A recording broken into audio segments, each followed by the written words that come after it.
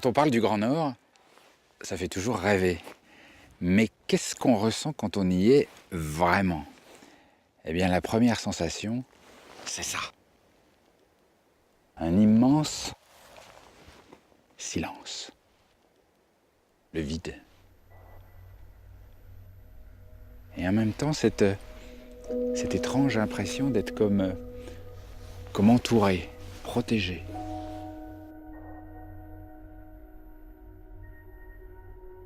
Et c'est peut-être cela, l'appel du Grand Nord. Se sentir infiniment bien sur des terres gelées, une sorte de paradis insoupçonné. Quand on pense paradis, on pense pas au nord en général. C'est très bien qu'ils ne pensent pas au nord. Ici, la vie est une aventure permanente. Pas question de se laisser aller. Quand il fait trop doux, les gens deviennent paresseux. Le froid vous oblige à être plus fort. On va tous prendre un bain glacé. Et dans le Grand Nord, le froid, ce n'est pas qu'un obstacle. C'est un formidable moyen pour s'amuser. Traîne un petit peu. On a l'impression d'être en ski. Il y a des gens un peu fous quand même dans cette région. Et on survit combien de temps dans l'eau glacée là? 10 minutes. Ah non! Dans le pays de la ruée vers l'or, l'ambiance Far West est toujours là. Et au saloon, c'est whisky à l'orteil coupé. Ah, c'est dégoûtant.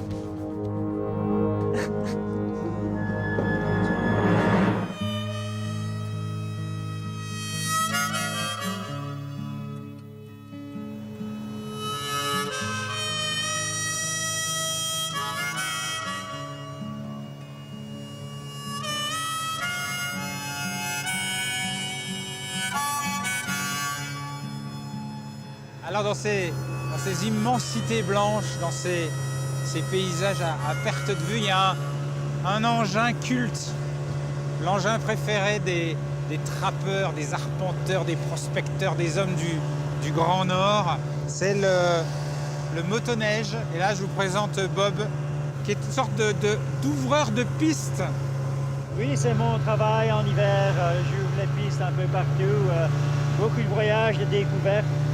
D'ailleurs, on dit le motoneige ou la motoneige? La motoneige. La motoneige. C'est vraiment l'engin du Nord. Tout le monde a ça. On a 6 mois de neige, alors il faut bien se déplacer. Ça y est, cette fois c'est parti. Mon voyage au Canada commence sur un immense lac gelé. Ça passe partout, absolument partout, ces engins. Ça a l'air de passer partout, mais il y a des places parfois où on est pris, alors il faut être capable de s'en sortir. Ah oui? Oui. Vous voulez dire que ça peut être dangereux? Il y a des dangers de tomber à l'eau sur les rivières, sur le lac. Parce que la glace casse ou... La glace se casse, oui, il faut y faire attention. Donc grosse liberté, mais faut être prudent, faut pas se laisser aller. La liberté a un prix.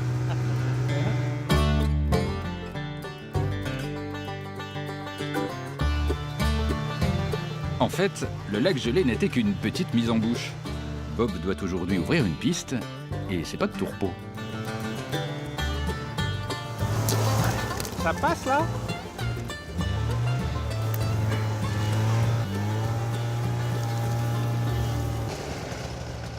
Vous auriez pas pu contourner ce buisson? Peut-être que j'aurais pu aller plus de ce côté-là, oui. Mais on est ici maintenant. Voilà, bon, ok. Tu tires. Ok, tire encore. Oh la vache! Voilà, la machine est sortie. Vous dites ça en rigolant, donc ça va, non? Hein? Ça va, oui. La machine à l'envers, c'est pas Vous voulez grave. de l'aventure? On a l'aventure. On va la remettre en place. 1, 2, 3, hop! Ah! Attention! Ça va tomber sur nous. Mais fais attention! Tu la tiens, là? Oui. Ok. Ah, rien. Voilà.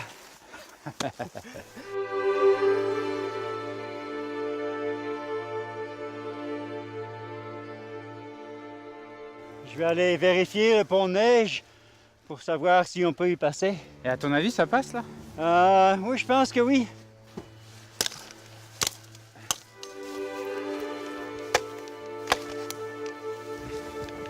sais pas ce que vous fabriquez, mais on sent le métier. Oui, si je fais comme ça, ça ne va pas à travers. Il y a assez de glace pour nous supporter.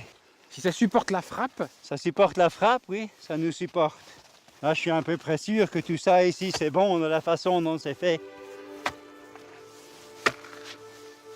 ah là c'est pas bon. Là. T'as entendu la différence de son? Ah ouais. Oui, ça c'est plus bon. Refaites voir. Tu vois? Oh, Ah ouais. tu vois ce que je veux dire maintenant? Ouais.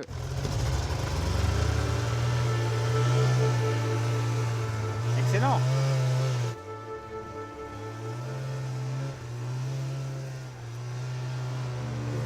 Ah bah là c'est mieux. Et quand on ouvre une piste, il faut s'adapter à tous les terrains. Et comment on va faire là?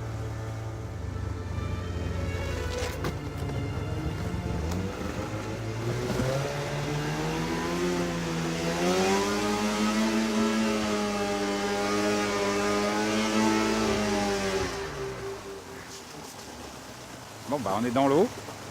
On est dans l'eau. Mets un pied là. Et l'autre pied là. Attends. Reste dessus. Non mais je... Tiens-moi là.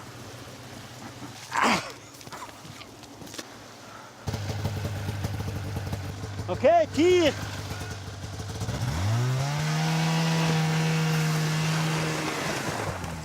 Ah bah dis donc.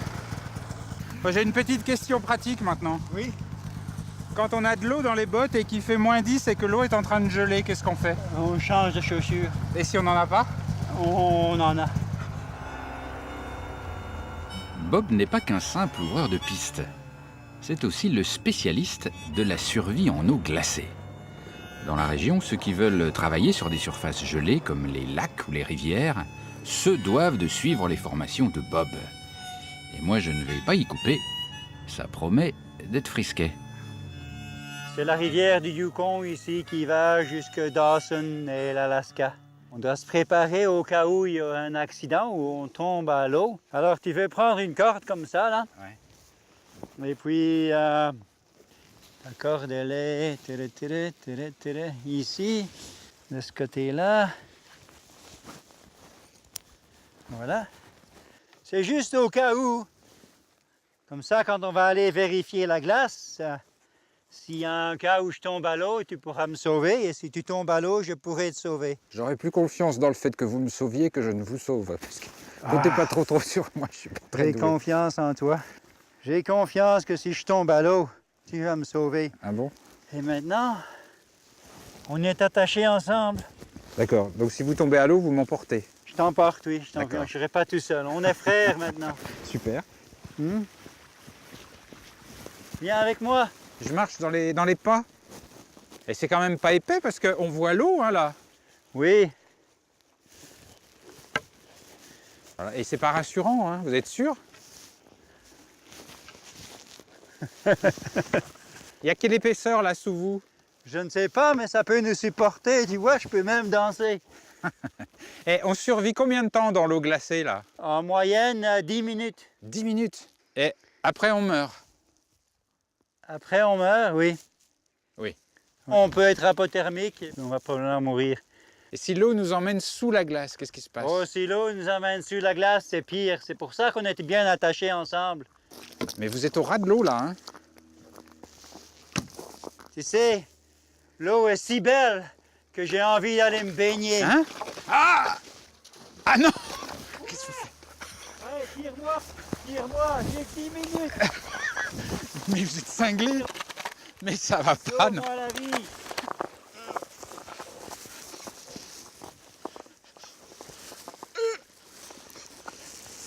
Mais ça va pas bien! Mais elle est gelée, elle est gelée! Mais c'est horrible, mais pourquoi vous faites ça? Je voulais te montrer quand on prend soin de soi, qu'on tombe à l'eau.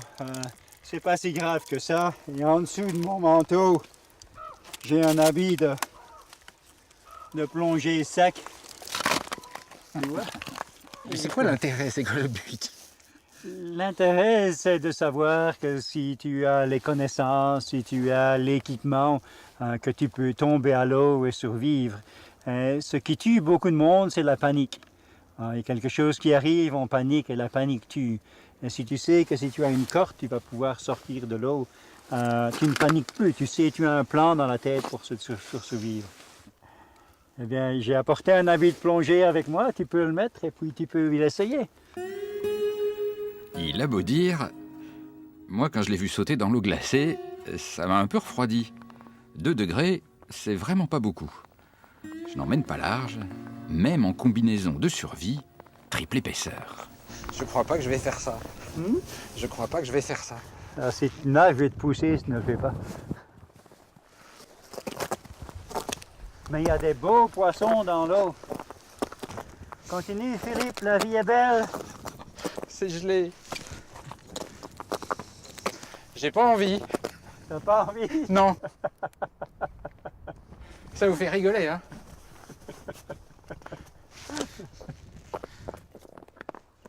Il faut contrôler. Voilà. Parfait, Philippe. Je te tiens, Philippe. Tiens la corde. Tiens la corde, je te ramène vers le rivage. Je te ramène vers le rivage. Ah, donc ça glisse, hein? Ça glisse, c'est pas possible de monter tout seul. C'est pour ça qu'on a une corde, Philippe. Prends la corde avec tes mains. Prends la corde avec tes mains. Voilà, je vais te remonter. Voilà, on contrôle la panique, Philippe. Ok, lève-toi, on monte. Tu y es, Philippe. Mais c'est impossible de remonter sans quelqu'un, hein? C'est impossible, oui, c'est pour ça qu'on s'attache. C'est parfait.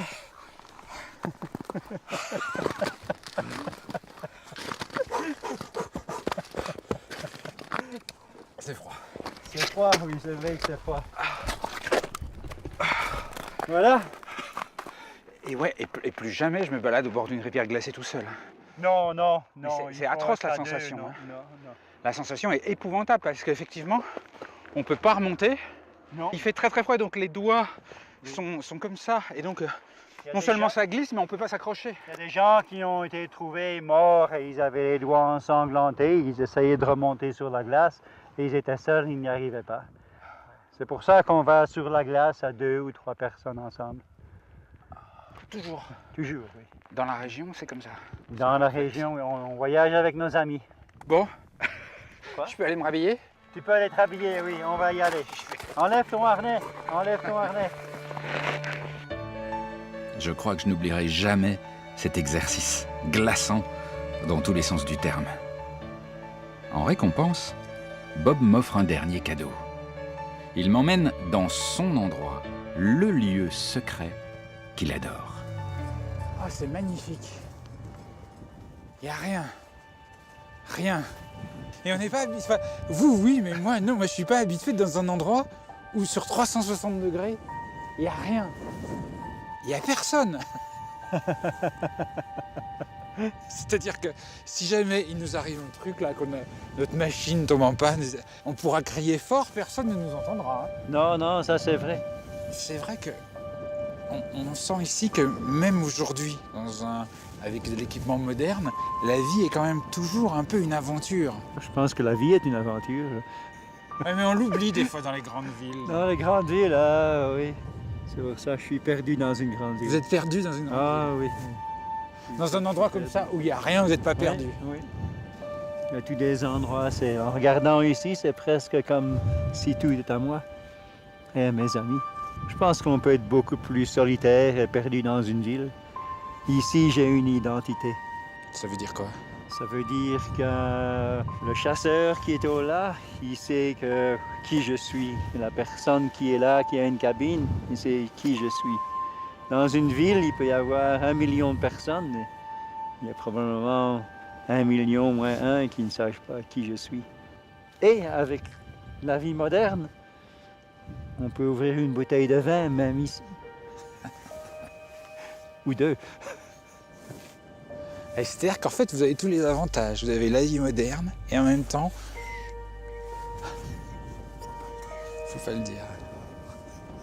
Donc c'est une sorte de petit paradis alors. Oui. Oui?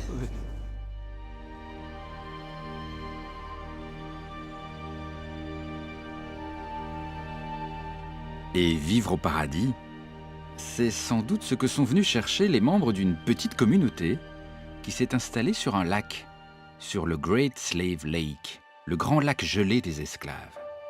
Pour aller au bout de leurs rêves, ils ont bâti des maisons flottantes et ont changé de vie.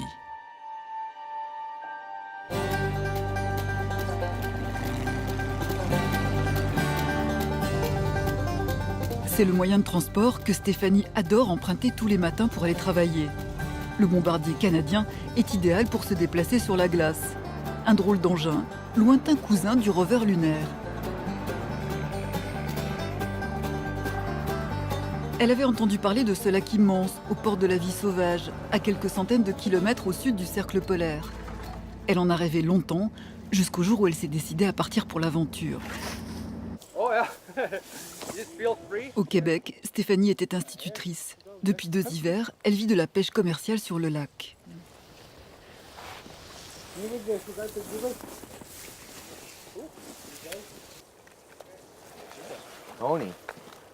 Et ici, on a des corégones, puis on a de la lotte aussi qu'on a aujourd'hui.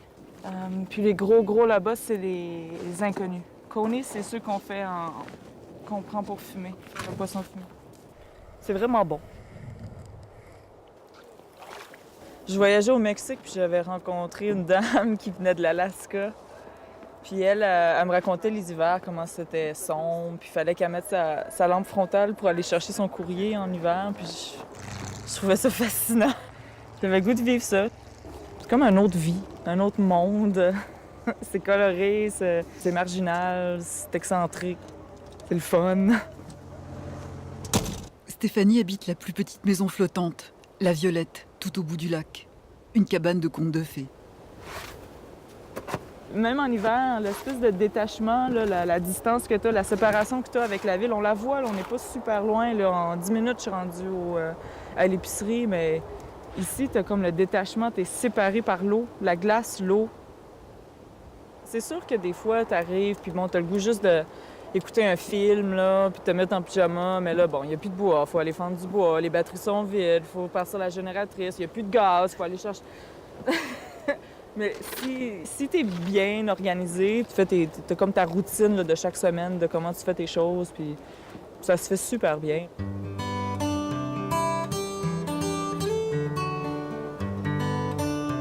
Un peu plus tard dans la matinée, le lac s'anime enfin. Les habitants ne sont pas des lève-tôt. Wade Carpenter est le voisin de Stéphanie. Professeur en biologie, il vit depuis 12 ans sur le lac. Il a installé tous les panneaux solaires sur les maisons flottantes, car ici, il n'y a ni électricité ni eau courante. Sur le lac, les habitants ne payent pas de taxes. Ils ne sont soumis à aucune réglementation, mais en contrepartie, leurs conditions de vie sont un peu extrêmes. Je tire mon eau grâce à un puits naturel là-bas à 20 mètres. J'ai un tuyau à incendie que je visse ici, qui pompe l'eau du lac et qui l'envoie dans une citerne à l'intérieur. C'est une citerne de presque 400 litres et ça me dure environ 3 semaines. Il y a de plus en plus de gens qui ont envie de vivre de cette façon. Des gens qui n'ont plus envie de payer de factures, d'électricité, de fuel, des factures pour tout et n'importe quoi. Vivre ici, en dehors de tout, c'est particulier. Tu dois apprendre plein de choses. Je comprends par exemple ce qu'est l'eau courante maintenant, parce que ça m'a pris pas mal de temps pour l'installer. Tiens, voilà Randy. Vous savez, j'ai déjà vu une grande plaque de glace arriver et pousser la maison orange de mon voisin jusqu'au milieu du lac. Le jour suivant, le vent a tourné, il l'a poussé de l'autre côté de la baie. Ensuite, la glace a complètement fondu et il a pu enfin ramener sa maison jusqu'ici en sécurité.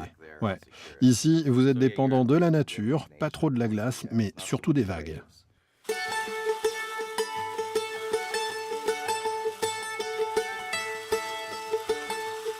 Wade a filmé toutes les saisons sur le lac, et toutes ont leur charme. Quand il n'est plus figé par la glace, le Great Slave Lake devient un autre terrain de jeu, ludique et insolite.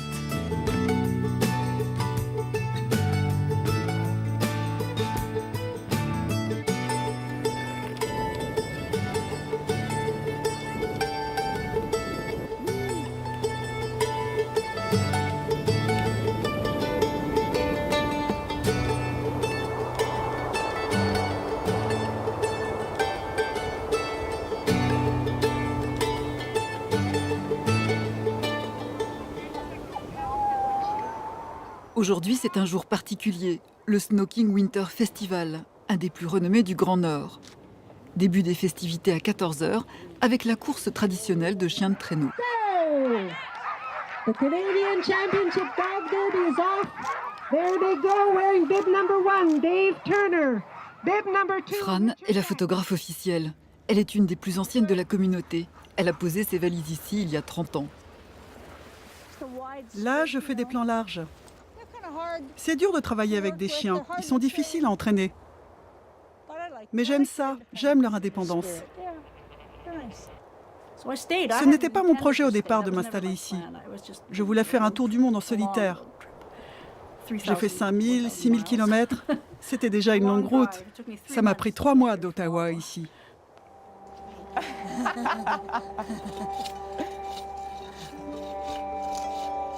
Entre deux courses, Fran rend visite à Stéphanie, la pêcheuse québécoise. Son passe-temps favori, c'est prendre des clichés de tous les habitants et répertorier les activités typiques du lac. Elle est le témoin de la communauté, la mémoire de ces pionniers qui un jour se sont embarqués dans l'aventure du Grand Nord. J'aime beaucoup cette photo. Elle s'appelait Judy Lafferty. Je prenais des photos sérieusement et elle se moquait de moi. À la fin, je lui ai demandé pourquoi tu ris autant. Et elle m'a dit, la graisse des poissons dégouline sur tes cheveux. J'avais la tête complètement poisseuse. Ce gars-là, il s'appelait Slogger. Il travaillait au marteau-piqueur ou aux explosifs, je ne sais plus. Il travaillait dans les mines d'or en tout cas. À cette époque, son passe-temps favori, c'était boire. J'adore la glace. Vraiment, j'adore la glace. J'aime ces gros blocs de glace pure. J'étais sortie sur le lac un soir. Un sculpteur s'éclairait avec un spot. Il faisait très très froid. La glace éclaboussait tout autour de lui et ça réfléchissait sur son visage. C'était vraiment beau.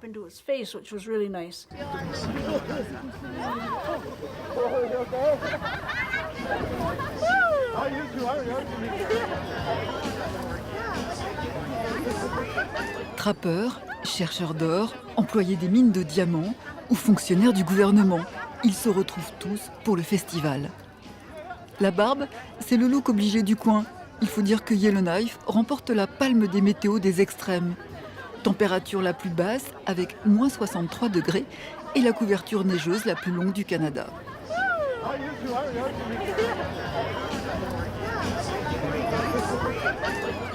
C'est aussi l'occasion de savourer quelques gourmandises locales. Dégustation gratuite et à volonté de sucettes au sirop d'érable, un incontournable du Grand Nord.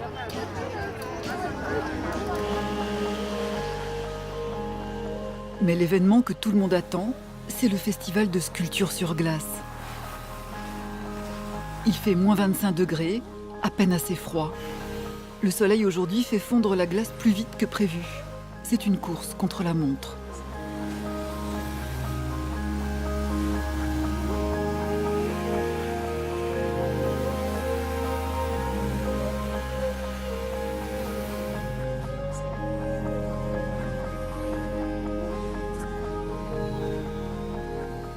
J'essaie de finir à temps, de faire toutes les pièces de ma sculpture. Bon, je suis un peu en retard avec ce temps. En plus, j'ai eu quelques problèmes techniques. Mais ça fait partie du jeu.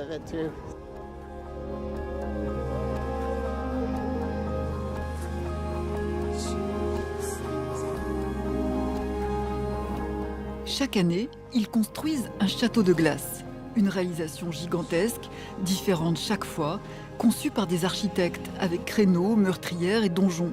Cette fois, sa construction a duré 2 mois. Il a été conçu pour accueillir, entre autres, un spectacle insolite, auquel Kim et Karen vont participer.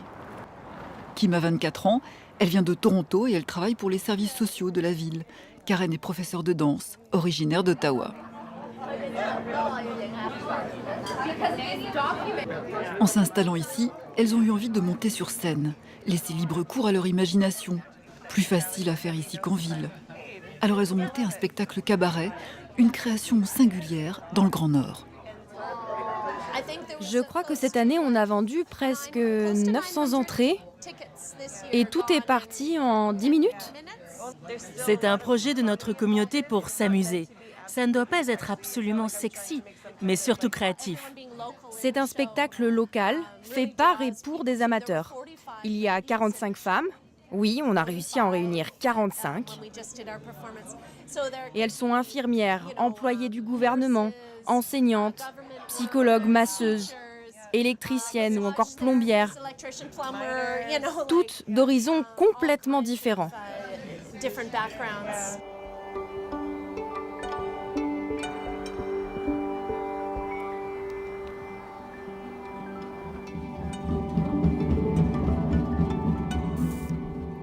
21h, tout le monde est là. Le château de glace est bondé. Les femmes du lac sont prêtes à faire leur show.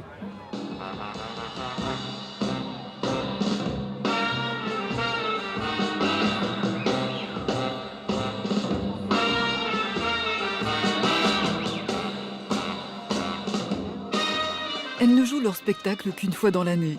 Le concept, un effeuillage bon enfant dans un décor de glace. Leur but est de s'amuser en jouant avec les codes et les vieux mythes du Grand Nord.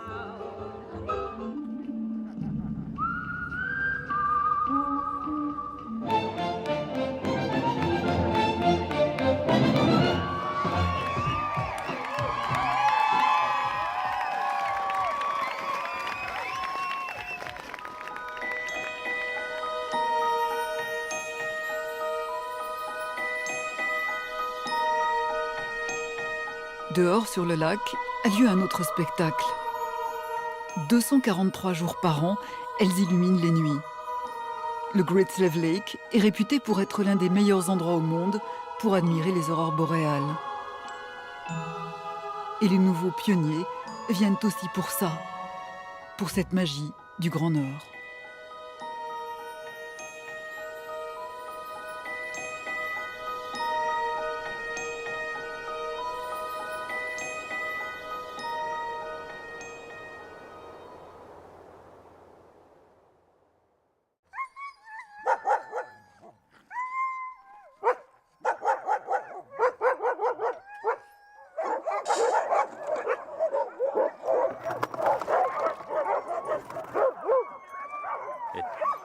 Et là, si vous n'êtes pas au Canada, avec la petite maison en bois, dans la neige, avec les chiens partout, et la bonne soupe, et elle doit être bonne la soupe là pour... ils ont l'air contents les chiens. Ah, ils sont heureux là. 7h du matin, c'est un peu tôt. Ben non, parce qu'ils vont partir à 9h, faut qu'ils aient un peu le temps de digérer. Après une nuit dehors, ils ont faim. Parce que quand ils dorment dehors, ils perdent des calories. Ils ont faim à l'heure du petit déjeuner, c'est signe de bonne santé. Et vous en avez combien des chiens là? 50 chiens. Et ça là, le cérémonial de la gamelle, c'est tous les matins pour vous? Ah, tous les matins, tous les soirs. Cali. T'as faim, Wilma? Marcel est musher. C'est son métier. Elle élève des chiens de traîneau et surtout elle a participé aux courses de chiens les plus difficiles au monde. Gilles, son mari, lui s'occupe plutôt de la logistique.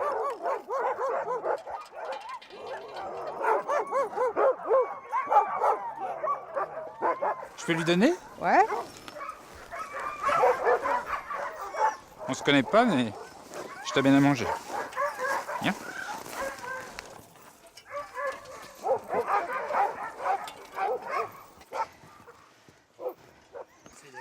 Et là, tout à coup, c'est silence, hein, presque. Le calme, oui. C'est ce que quand on mange... C'est comme nous le matin. Hein? Quand c'est bon pour manger bien, c'est le silence.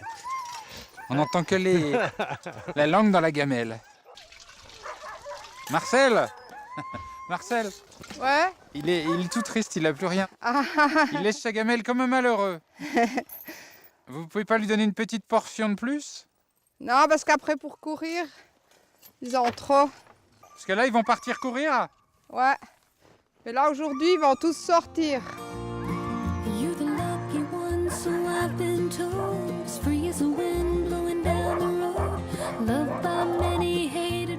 Les chiens sont de véritables athlètes. Pas une seule journée sans entraînement. Et on va où là alors? Alors aujourd'hui, on va aller faire un entraînement et en même temps, on va s'arrêter pour aller à la pêche. On va à la pêche? Ouais, à la pêche sur le lac Lewis. Et ils sont en forme, hein? Silence. Hein? Prêt à partir? Ah! Ça va vite? Ouais. Waouh! Ah, c'est puissant. Voilà. Oh! Et on passe pas loin des arbres. Là, il y a un coup de descente rock'n'roll. J'espère que je vais vous garder sous le traîneau. Wow! Oh, faster! I can't stop! Pas plus vite, Marin! Oh, ça descend là. Wow! Ah! On va chavirer. Je vous sens très concentré tout à coup. Oui, bien sûr, mais comme il y a beaucoup de virages, on déverse.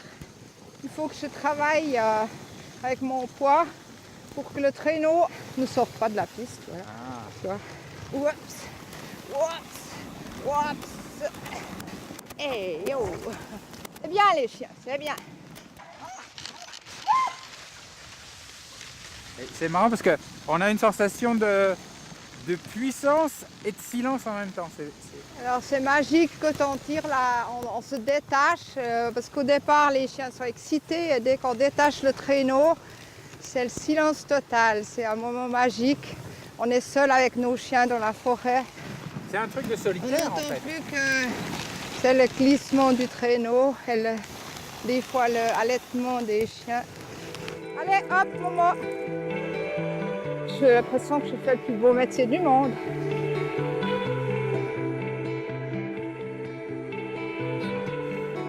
Marcel doit s'entraîner sérieusement. Comme j'alourdis un peu le traîneau, Gilles me propose gentiment de prendre les commandes de son attelage. Ils n'arrêtent pas de tirer là. Dès que je lève le pied, je pars là. Exactement. Ce que j'avais pas compris, c'est qu'en fait, conduire un traîneau, c'est essentiellement freiner. Oui. Toute la conduite, c'est freiner. En majorité, c'est dans ton système de D'accord. OK. Mais je leur dis pas « Oh » ou « Stop », ça sert à rien. Ah non, ils s'arrêteront pas. Ah oui, donc leur but, c'est de me larguer en fait. Oui, leur but, ça va être de te larguer. Ah, puis de voyager à l'âge. D'accord, OK, très bien. Si tu veux, je peux faire un bout avec toi. Comment? Si tu as trop peur, je peux faire un bout dedans. Bah d'accord. Hein? Oui? Ça me rassure. Regarde, Marcel, je vais faire un petit bout avec lui dedans. Voilà. Attention, je vais partir. OK. Ah, j'adore. Et dans les virages, freine un petit peu. Je me penche. Ouais, ou tu te penches. Ouais.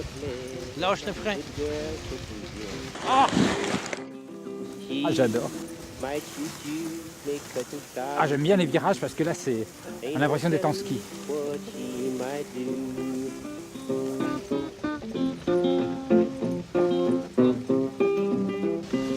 Vous êtes relax là?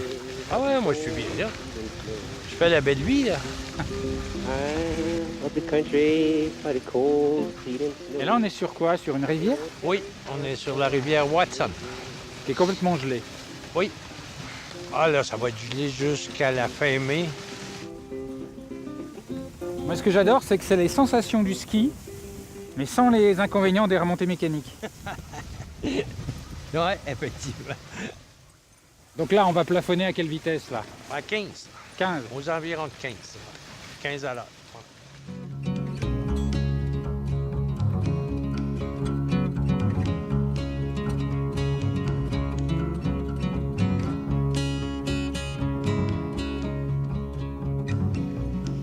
Qu'est-ce que tu penses de mes qualités de pilote? Ça s'en vient bien, mon ami. Qu'est-ce que je peux améliorer? Ben là, ça va. Juste un petit peu l'attention.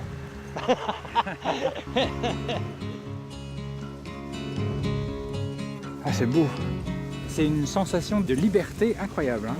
Ah ouais. Allez les puces. Allez. Oh. OK. Bon, on va se préparer pour notre feu. Hein? Mais avant, comme je vais bosser, il faut que j'enlève ça. D'accord. Parce qu'il fait trop chaud. Il fait quoi, moins 15 ou il fait un peu chaud là? Oui, c'est trop chaud.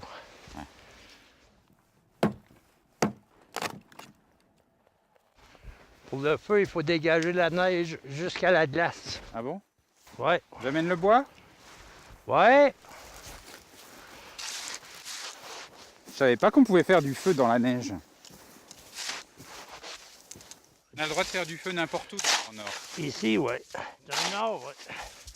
C'est ta survie. Comment ça? Ben, il fait froid. Ouais. Si t'es mal pris, tu veux te réchauffer, c'est le feu. Hein? Mal pris, ça veut dire coincé, bloqué. Coincé, bloqué, ouais. Mais le feu, il va faire fondre la glace, là. Donc il va couler. Mais la chaleur est par le dessus, pas par le dessous. Ah bon? Un feu, ça brûle par en haut. Alors là, j'apprends un truc. T'as jamais vu des flammes aller par en bas? Oui, mais sous le feu, c'est chaud. Ouais, mais c'est quand même moins chaud. Les braises et tout ça, ça fait fondre la Oui. glace. Ça percera pas la glace. Il y a quelle épaisseur de glace là-dessous? 70, peut-être 80. Centimètres? Ouais. On commence toujours le feu avec du très petit.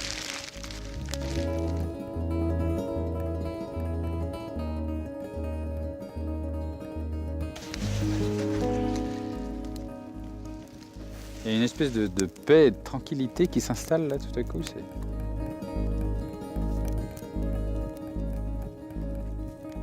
C'est pas mal. Et Marcel, pourquoi elle creuse un trou? Alors je fais un trou pour pêcher. Alors d'abord je... Parce que vous avez faim? Bah oui, je vais manger du poisson aujourd'hui. Oh dis donc, ah bah oui, mais vous sortez le... C'est du gros œuvre. Et ça c'est l'équipement de base pour pouvoir manger. Oui. On se déplace jamais sans sa foreuse. Non.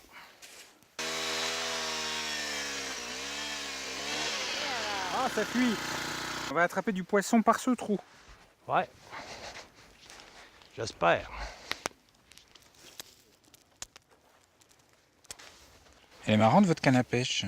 Ben ça, c'est la canne à pêche pratique, pas dispendieuse. On pêche à la dandinette. À la quoi? Dandinette. À la dandinette? Oui. Pourquoi la dandinette? Ben je sais pas, c'est le mouvement. Le mouvement? Oui. On lève, hein, puis on redescend. Le poisson, l'hiver, il n'est pas très actif. Hein? C'est pas comme l'été. L'eau est froide, c'est comme nous autres. Quand il fait très froid, tu bouges pas fort. Donc il est au fond, il bouge pas? Ben, il bouge, mais c'est pas rapide. Le truc, c'est de l'attirer.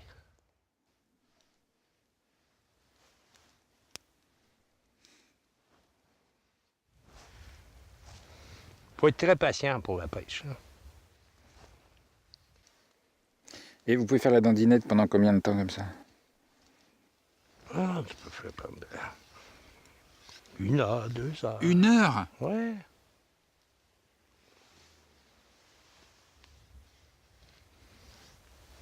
Tu vois quelque chose? Ben non. Moi non plus. Et Marcel, elle a abandonné? Ah, Marcel, oui. La pêche, c'est pas son truc. Ah non, non. Elle a abandonné, elle dort dans son traîneau. Et vous pourriez dormir dans le froid comme ça? Non. Moi, non. Ah non? Non, non, non. C'est dur de vivre ici alors? Oui, c'est une vie difficile, le Nord. Si t'es pas prêt à accepter ça, t'es pas fait pour le Nord. Non. C'est pas une vie de confort, là. Alors pourquoi on vit ici alors? Ben parce qu'on aime ça, les espaces, la tranquillité. Et ça le vaut? Ah ouais, ouais, ça le vaut. Ça le vaut. Moi, ça arrive que je vais dans une grande ville, mais je vivrai pas là. Non. Non. Les gens sont bizarres. Et on dirait qu'ils sont déconnectés de ce qui existe. Ils sont dans un truc artificiel. Ici, c'est naturel. Vous savez que dans les villes, quand on vous voit faire la dandinette pendant 1 heure dans la glace avec les doigts gelés, c'est vous qui êtes bizarre. Ah, ça, c'est probable. C'est ça. Ben oui, oui, puis je comprends. Je comprends très bien ça. Bon, en même temps, on n'a toujours pas de poisson. Hein. Oui, je crois qu'on va devoir manger de la soupe. On a une petite soupe en poudre. On a une petite soupe instantanée, rapide. Ouais. Bon, ça me rassure. Alors, bon, ça, c'est la pêche en lac, la gelée. Pêche blanche. La pêche blanche.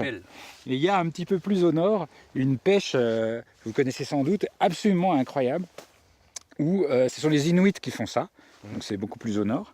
Et eux, ils plongent carrément sous la glace pour aller ramasser ce qui là-bas est considéré comme un petit trésor. Et vous allez voir, c'est l'occasion d'images absolument somptueuses.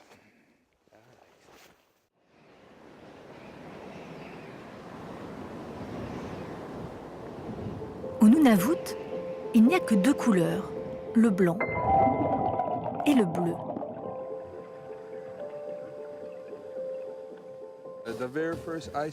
La toute première plongée de l'hiver, c'est le must. En décembre, quand la glace vient juste de se former et que je descends pour la première fois, je m'arrête au milieu de la corde et je regarde autour. C'est superbe. Chaque fois que tu remontes, tu te sens comme un nouveau-né. Et j'adore ça.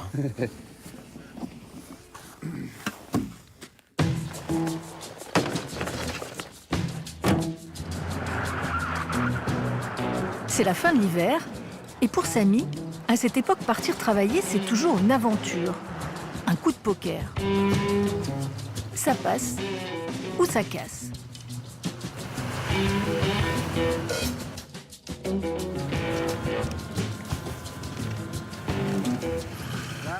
C'est toujours comme ça après un blizzard.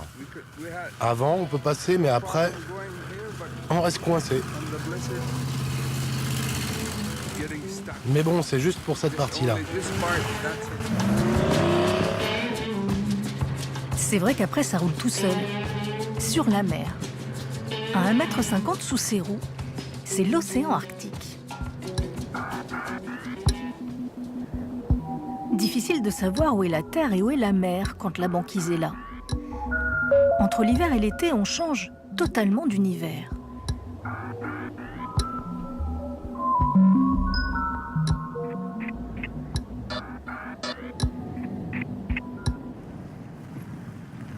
Une demi-heure de route et Samy arrive à son camp de base au cœur du Grand Blanc. Un cabanon qu'il a construit avec son ami Philippe. Ils viennent ici 3-4 fois par semaine. C'est leur porte d'entrée vers le Grand Bleu. Là, il y a environ 15 mètres de fond. Et l'eau est presque à moins 2 degrés. C'est assez froid et quand il y a du courant, là, c'est vraiment froid.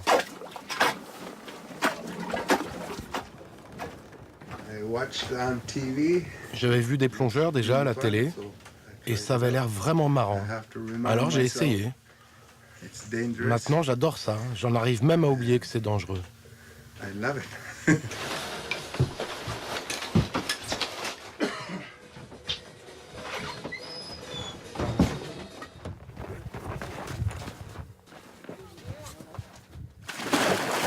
Pour Samy et Philippe, chaque plongée est une aventure. Un voyage au-delà du réel, à la verticale.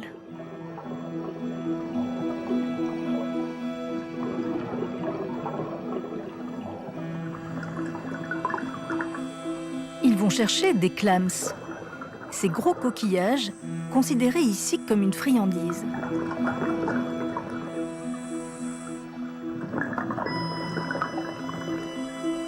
Les Inuits ont toujours trouvé leur nourriture sur la banquise. Mais personne jusque-là n'avait osé la chercher en dessous. Ils sont les premiers à franchir cette frontière et braver l'inconnu.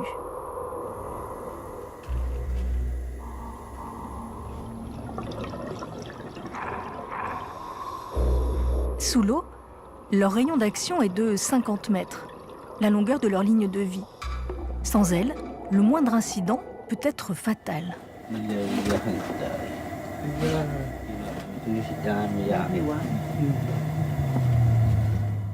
Un courant à peine plus froid, un infime écart de température et l'humidité qu'il rejette en soufflant se transforme en glace. Le détendeur ne fonctionne plus.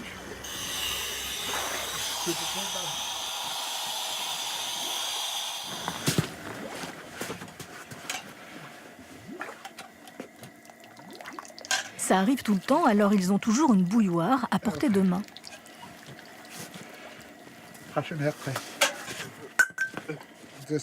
C'est bloqué par la glace, du coup l'air n'arrête pas de sortir. Il faut que j'y retourne.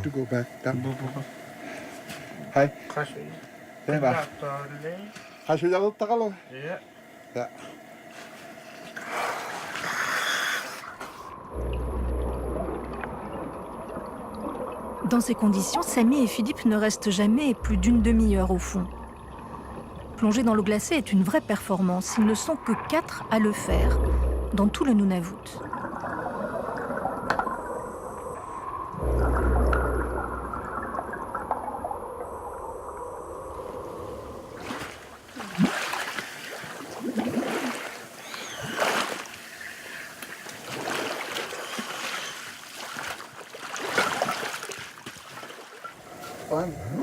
Je me suis bien amusé. Je m'amuse toujours. Et puis c'est pas mal pour 2 plongées.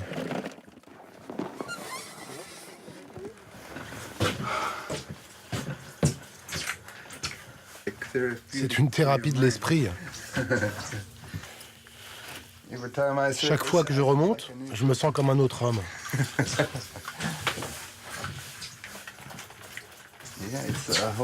C'est un monde totalement différent là-dessous. C'est super, ça ne ressemble à rien d'autre. Ça fait 14 ans que je plonge. Mais c'est toujours le même plaisir.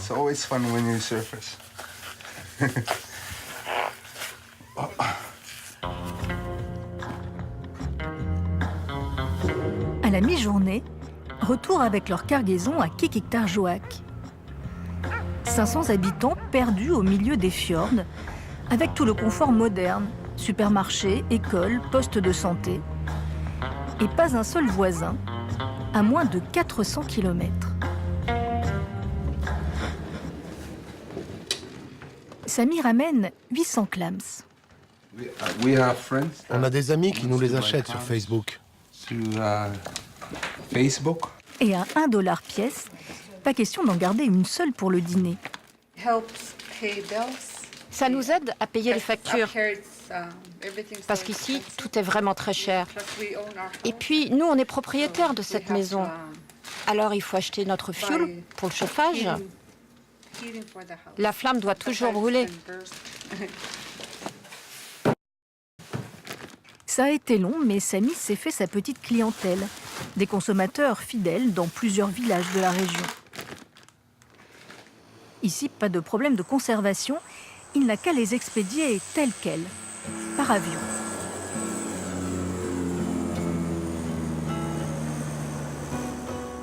C'est le seul moyen de transport en cette saison. Pour le bateau, il faut encore attendre. Avant le mois de juillet, personne ne peut naviguer. Même les icebergs doivent prendre leur mal en patience.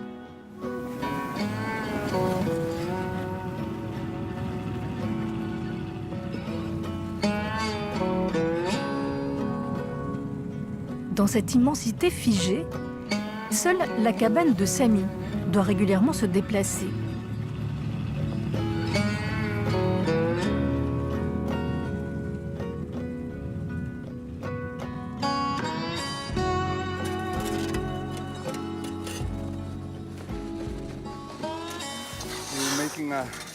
Là, ce sera l'emplacement du nouveau trou et de la tente autour. Notre site de pêche commence à s'épuiser. On est dessus depuis 3 semaines déjà. Alors il faut changer.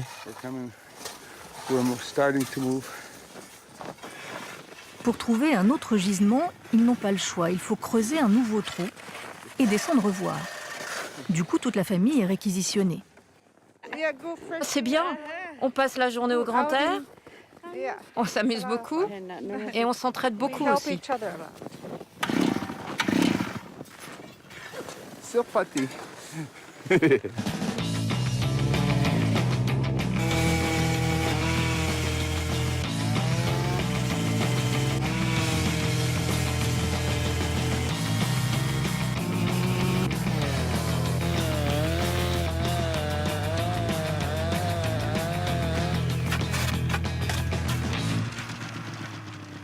Quand il a su qu'on creusait un trou dans la glace, Eric est venu tout de suite.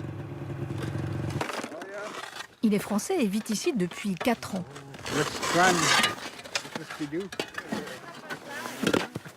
Eric est plongeur lui aussi, pour des programmes scientifiques. Il fait des prélèvements sous la banquise, alors ce trou, pour lui, c'est une aubaine. C'est vraiment la bonne nouvelle quand on est arrivé dans ce village, de voir qu'il y a des plongeurs. Parce qu'au Nunavut, c'est quand même pas l'activité numéro 1. Trouver des chasseurs de phoques, c'est pas dur.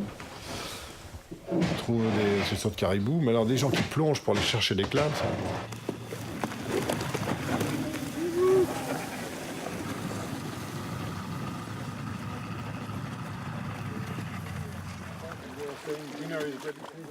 We'll take a cold bath after.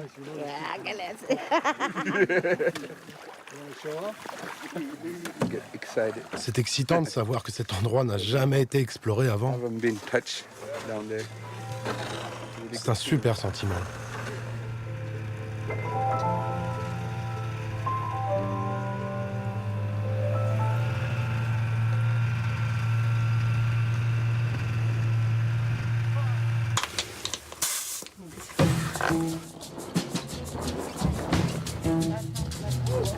Reste maintenant à savoir si le fond est suffisamment riche en clams ou s'il faudra recreuser ailleurs.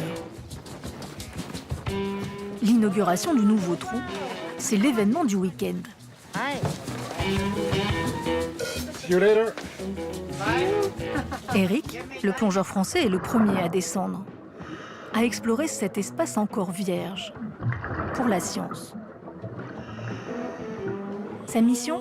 Recueillir toutes sortes d'éléments très précieux pour un programme de recherche sur la lisière de la banquise. Ce programme en cours, c'est surtout sur l'explosion de vie des microalgues, puis du zooplancton, avec l'évolution des conditions de banquise. Il semblerait qu'il y ait de plus en plus de phytoplancton, donc de plus en plus à manger en gros. Donc ça va évidemment avoir des impacts sur toutes les espèces animales qui dépendent de la mer. Ce programme fournira donc aussi des informations sur les clams et leur milieu, ce qui aidera Samy et Philippe à développer leur pêche. Bye bye, my dear.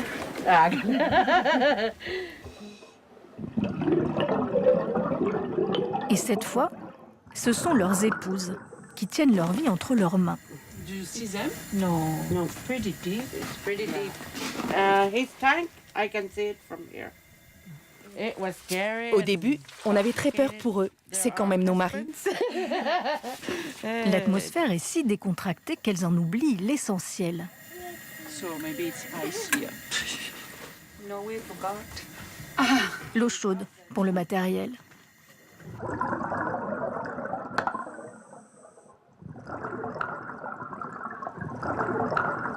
Moving right now. Yeah, he's coming back up.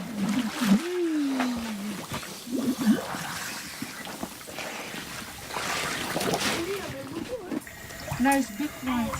Yeah, good. It's so I big. got wet inside. Visiblement, Samy espérait mieux. Le gisement n'est pas à la hauteur, il va falloir recreuser ailleurs. We are free to pick anything. On est libre de prendre autant de clams que l'on veut. C'est à tout le monde. Generations will learn. Les jeunes sont très curieux de ce qu'on fait. Et ils veulent apprendre eux aussi à plonger. Il y a un bel avenir là-dedans. C'est ça l'idée. Faire découvrir aux autres ce monde qui le fascine. Et en même temps créer un vrai débouché 100% inuit. Retisser le lien avec la banquise.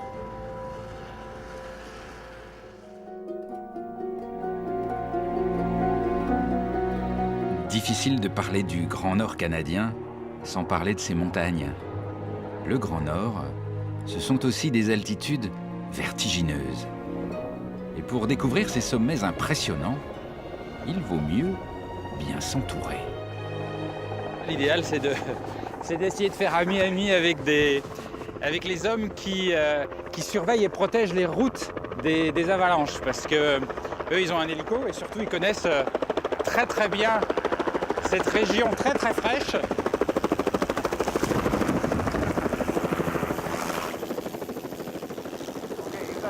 I'm gonna go pick the guy up right away. Yeah. Okay. So you guys get out, go around the front. Okay.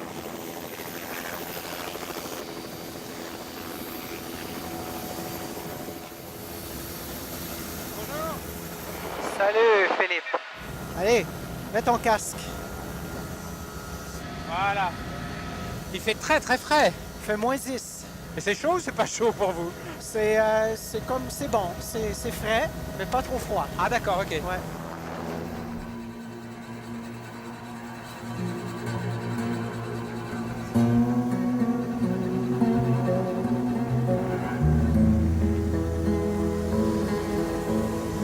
Regarde Philippe comme c'est beau. Là.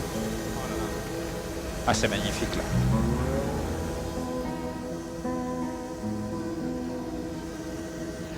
Alors là, on survole le territoire du Yukon. On dit Yukon en canadien. Hein. On dit Yukon.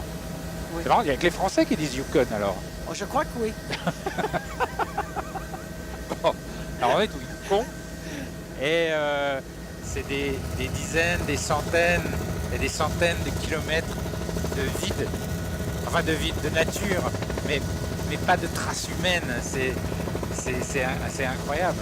La densité, c'est 2 personnes au kilomètre carré. Il y a 2 habitants par kilomètre carré. Voilà. Il n'y a personne. Il n'y a personne ici. Et pour vous, c'est comment?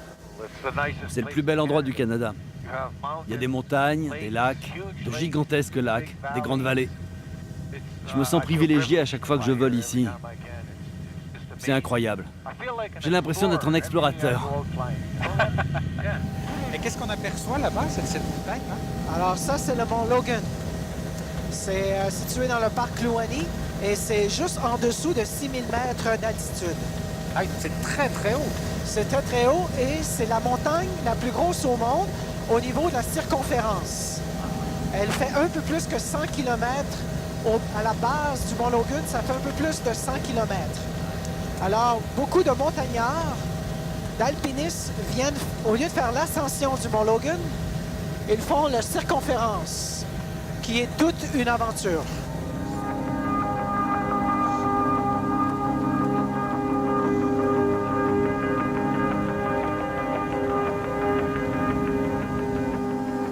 C'est beau, c'est hypnotique presque, tellement c'est beau. Et alors, ce que vous ne voyez pas là, mais vous allez vite comprendre, c'est qu'il s'est passé des choses incroyables ici. En 1896, à quelques centaines de kilomètres plus au nord, on a trouvé de l'or. Et les nouvelles sont allées très très vite. Et ça a déclenché une incroyable ruée, plus qu'une ruée, une hystérie. Des dizaines de milliers de personnes sont venues ici en espérant devenir riches. Et la ruée vers l'or que l'on connaît tous, que l'on voit dans le film de Chaplin, c'est là. Sous mes yeux, juste en dessous de l'hélico, le passage le plus célèbre, le plus difficile pour les milliers d'hommes qui étaient partis chercher fortune. C'était un passage obligé qu'on appelait les Golden Stairs, les escaliers d'or. Une véritable muraille de roches, de neige, de glace. La franchir était une épreuve terrible. Les Golden Stairs, Philippe, c'est juste là. Alors, c'est l'endroit le plus dangereux où il y avait beaucoup d'avalanches et où 62 personnes ont perdu la vie en avril 1898. C'est des paysages d'une très grande beauté et en même temps, on se rend compte combien ça devait être difficile pour les hommes de franchir ces obstacles naturels. Parce qu'il y a le dénivelé, il y a le relief, et puis il y a l'hostilité du climat. Ouais. Imaginez que vous êtes là avec des centaines de personnes devant vous. Ils étaient tous là en file indienne, et tout le monde faisait un pas, et puis tout le monde faisait un autre pas. Et à la fin de la journée, ils posaient leur équipement. Et puis ils recommençaient, jour après jour, jusqu'à ce qu'ils aient monté toutes leurs affaires.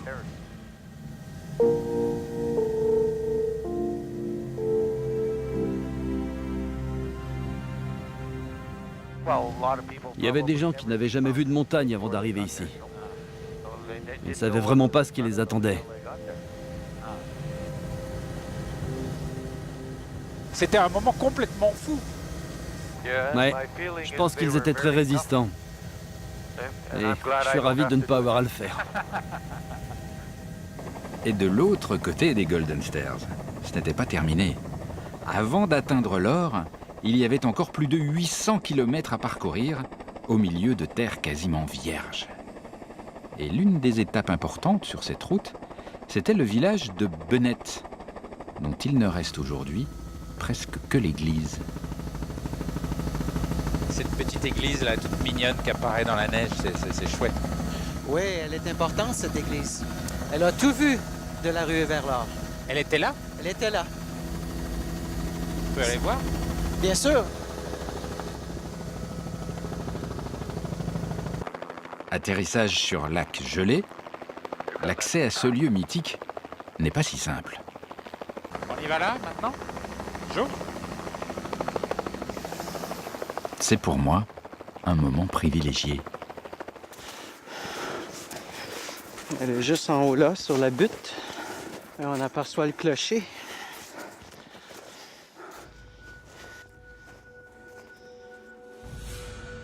C'est marrant, on sent qu'il y a une... Il y a une histoire derrière cette église, hein. Il s'est passé quelque chose ici. Un passé tumultueux. Tumultueux. Et alors, les gens de la rue vers l'or, ils passaient par là? Parce que ça, c'est un lac, ça. Ouais, il y avait des gens partout ici. Et après, il n'y avait plus un arbre. Pourquoi? Parce qu'ils les ont coupés pour faire du feu et pour construire des bateaux. Et pourquoi ils construisaient des bateaux? Parce que c'est plus facile que de marcher. Il n'y avait aucune piste. Marcher sur le flanc de la colline, ça aurait été trop difficile. Ça prenait trop de temps. C'était beaucoup plus facile de continuer en bateau.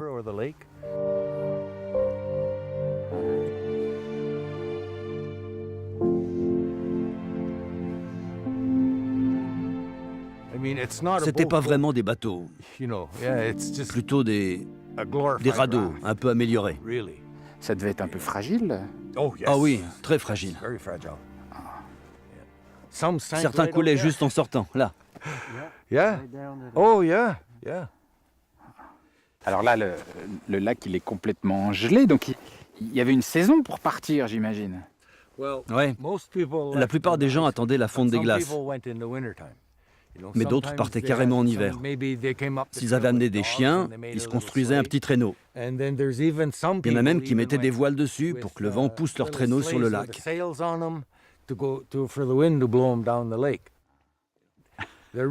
Les gars vraiment costauds partaient dès qu'ils pouvaient. Et alors pourquoi il y a une petite église là? Justement, il fallait croire au bon Dieu. Il fallait remercier le bon Dieu avec les Golden Stairs, les avalanches, les rapides, s'embarquer sur l'eau pour faire 800 km, 1000 km jusqu'à Dawson d'ici. Il fallait remercier le bon Dieu.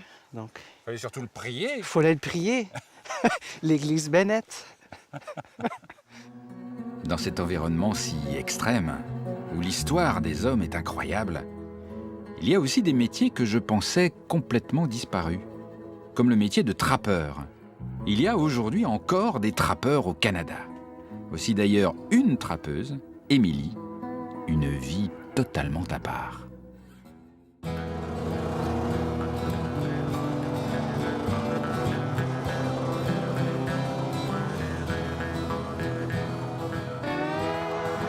Émilie a 29 ans et chaque hiver, elle passe des semaines à arpenter les forêts pour piéger les animaux. C'est la saison où leur fourrure est la plus belle.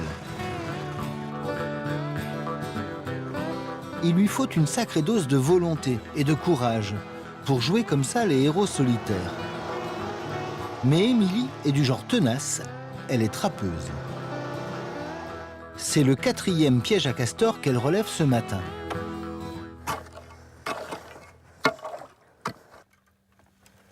Il n'y a rien là-dedans. C'est ça la vie des trappeurs. Il faut savoir perdre.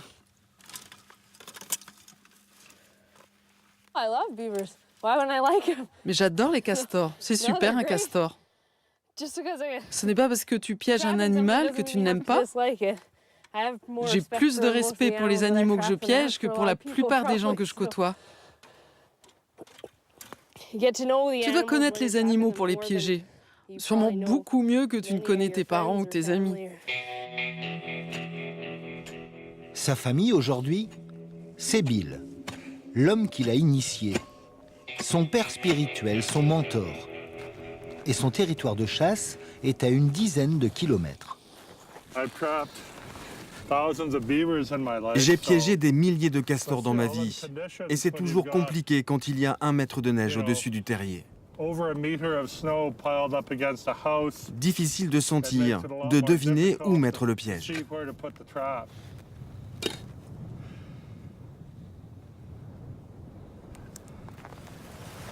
Oh yeah.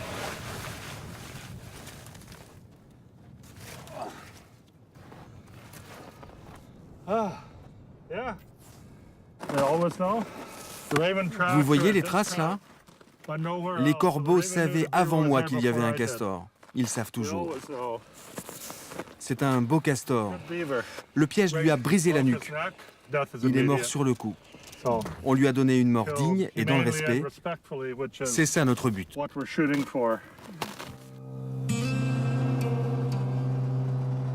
C'est cet état d'esprit qui a séduit Émilie.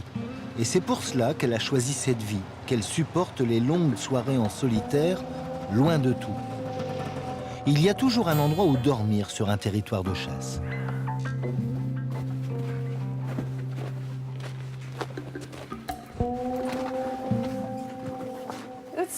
C'est sûr, c'est basique. Et c'est pas ici que tu vas dormir 8 heures d'affilée. T'aimerais bien, mais non. Il faut se lever sans arrêt pour entretenir le feu.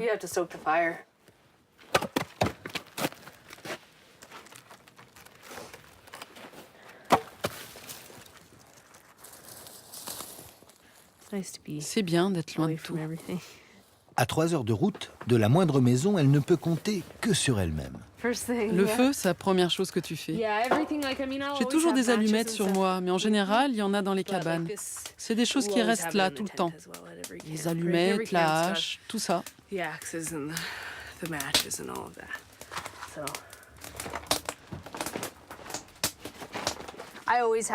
J'ai aussi un sac avec tout ce dont je peux avoir besoin, tout en double.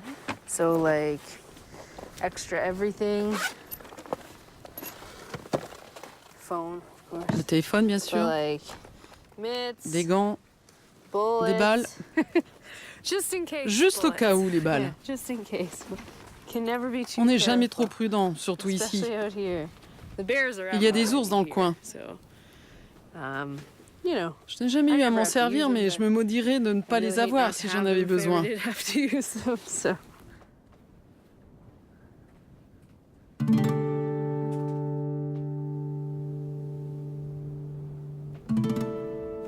Si quelqu'un m'avait dit il y a 6 ou 7 ans que j'allais être trappeur, je l'aurais traité de fou.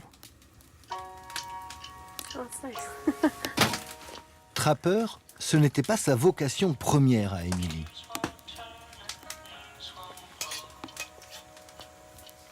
Ces boîtes, ça bousille les couteaux. Ce qu'elle voulait au départ, c'est protéger les animaux. A priori, l'inverse d'un trappeur. Un jour, je me suis dit, bon, si je dois être contre le piégeage, si je dis que c'est mal, je dois essayer, voir ce que c'est en vrai. Alors j'ai demandé à Bill de m'emmener avec lui. Ça a complètement changé ma façon de voir les choses. C'était la vie sauvage sous un angle totalement différent de ce que j'avais rencontré jusque-là. Tellement plus intime. La connaissance était tellement plus étendue. Et puis, vous connaissez la suite.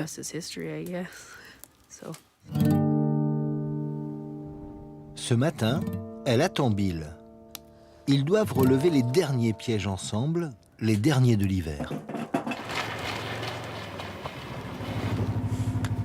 Hey Emily. How you going? Good. Quite a camp you got here. You all ready? Yeah.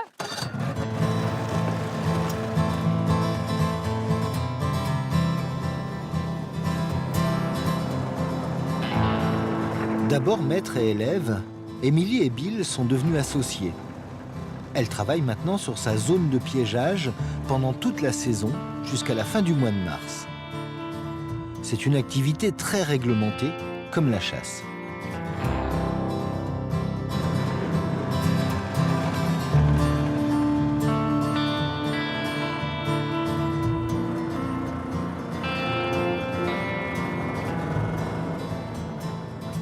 There's not even any ice out in front. 20 times I've seen him do that. Yeah. Well, there's something Wow, in there. that looks pretty active. Yep. Uh-oh. What'd I tell you?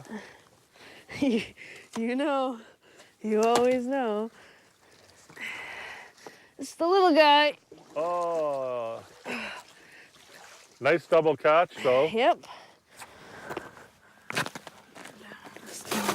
That's not so bad. That's a beautiful pelt. Yeah. Okay. La peau d'un castor comme celui-ci se vend entre 15 et 25 euros. There you go. Oh, look at that. Regardez comme ça brille.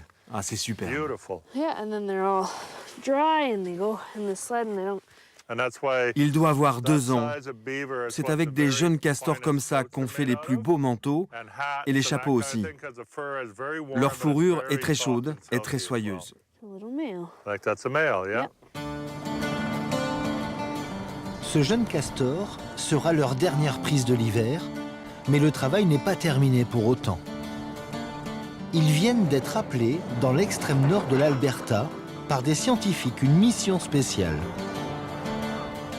Les trappeurs ont une profonde expérience de la nature, cela fait d'eux des alliés très précieux pour les chercheurs. Cette fois, l'objet de l'étude est le glouton. Un animal mystérieux, aujourd'hui menacé. Pour Emily et Bill, il ne s'agit plus de trappe, mais de traque. Ils sont chargés de capturer des gloutons vivants pour leur poser des colliers GPS. Cela permettra de les pister pour mieux les connaître et mieux les protéger. Un jour entier de voyage jusqu'au dernier territoire vierge de l'État.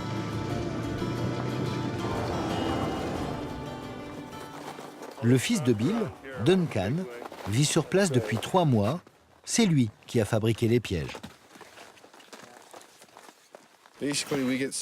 En fait, dès que le piège est activé, on reçoit un signal satellite grâce à cet émetteur-là.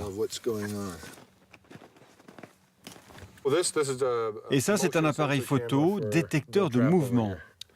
Il prend 3 photos, puis il attend un autre mouvement, et puis il reprend 3 photos. Et là, vous voyez, il y a un lynx qui vient renifler et lécher l'appareil. C'est dommage parce que nous, ce qu'on veut, eh bien, c'est un glouton.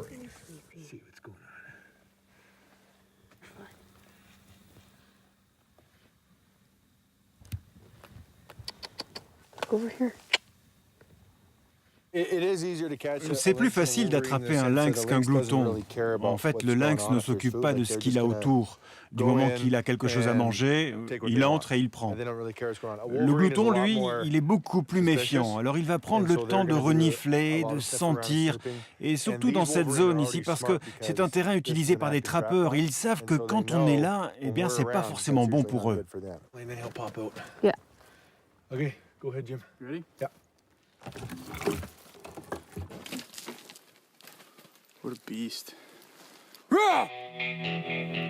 Mais tenter de piéger un glouton, c'est un peu comme courir après un fantôme. On ne le voit jamais, on ne trouve que des indices de sa présence.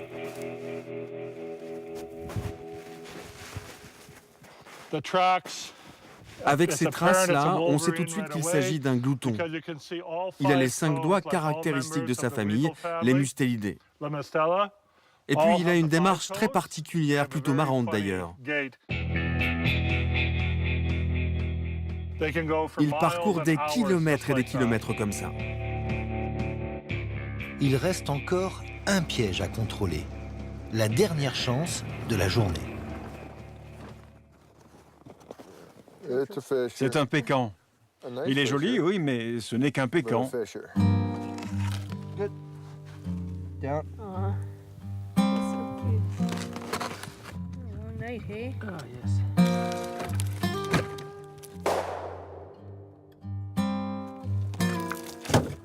Au moins, on pourra dire qu'on est bon pour piéger les pécans.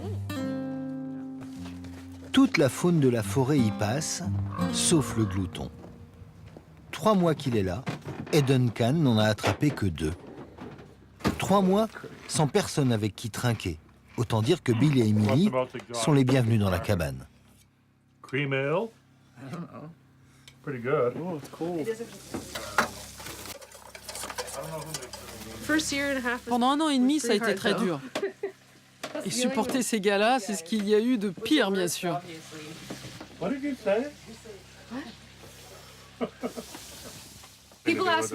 On me demande tout le temps, qu'est-ce que ça fait d'être une femme trappeur?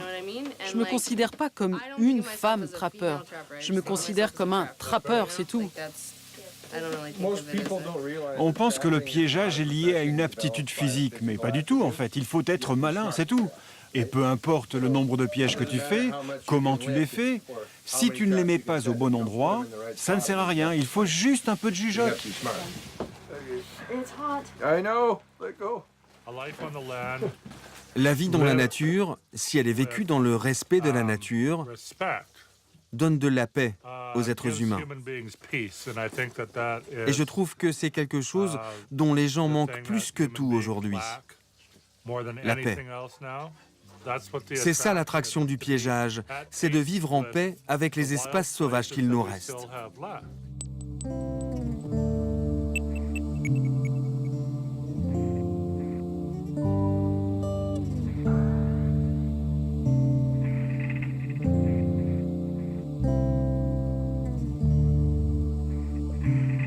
Cette nuit-là, les pièges ont gelé et du coup ne se referment plus jusqu'au lever du soleil.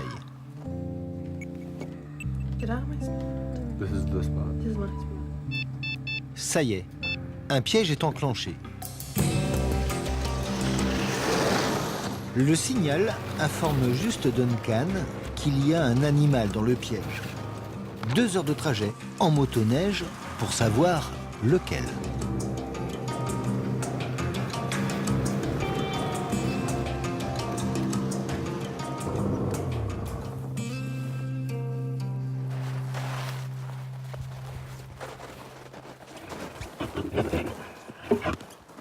Cette fois, le grognement laisse peu de doute. Les photos confirment.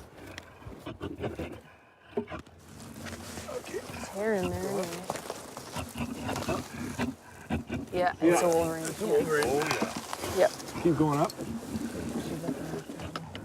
It's really nice. She looks like she's a really good weight. Watch, she's coming up. Watch, James. Oh, it's got a collar. It's stumpy. It's got a collar. Pas de chance. Ce glouton est l'un des 2 qui sont déjà pistés. Ils n'ont plus qu'à le relâcher. Just give her a minute. L'animal est agressif, il faut être prudent.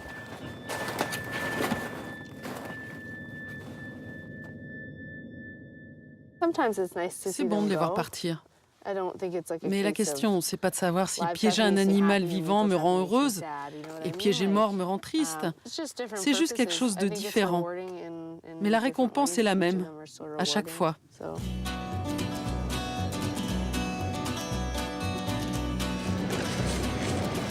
À ce rythme-là, il faudra probablement des années avant que les gloutons ne livrent leurs secrets. La patience est aussi une qualité incontournable pour un trappeur s'il veut travailler et survivre dans ces grandes plaines de l'Ouest.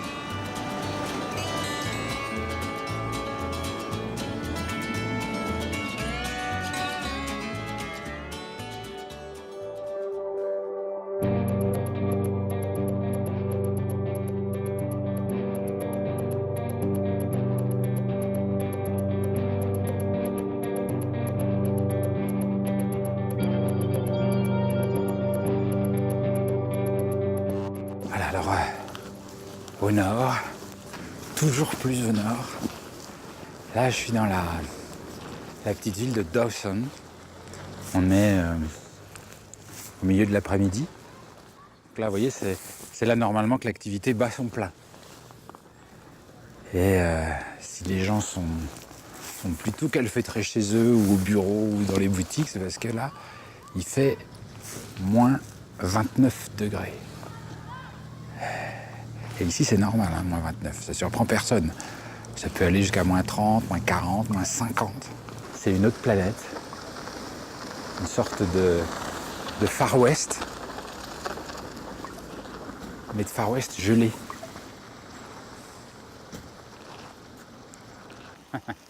Excuse me. Bonjour. Ah, on enlève quand même son gant dans ce froid. Et à partir de quelle température vous n'enlevez plus votre gant pour serrer la main?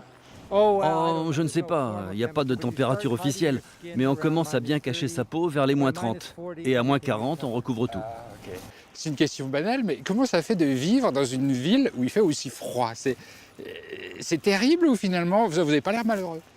Le froid fait ressortir le meilleur de notre caractère. Les gens qui vivent dans le grand froid sont indépendants. Ils coopèrent, ils s'entraident. Et ça nous donne une certaine liberté. Alors que les gens qui vivent dans les villes chaudes, ils sont comme des rats. Ils sont tous entassés, en masse. Mais alors pourquoi? Parce que ça rend plus fort? Quand il fait trop doux, les gens deviennent paresseux. Ils ne font pas ressortir le meilleur d'eux-mêmes. Le froid vous oblige à être plus fort et à apprendre plus de choses. Oui. Mais donc si on a envie de se la couler douce et de ne rien faire, c'est pas le bon endroit. Eh bien, on peut être paresseux n'importe où. Mais si tu es vraiment paresseux ici, tu vas vite mourir congelé.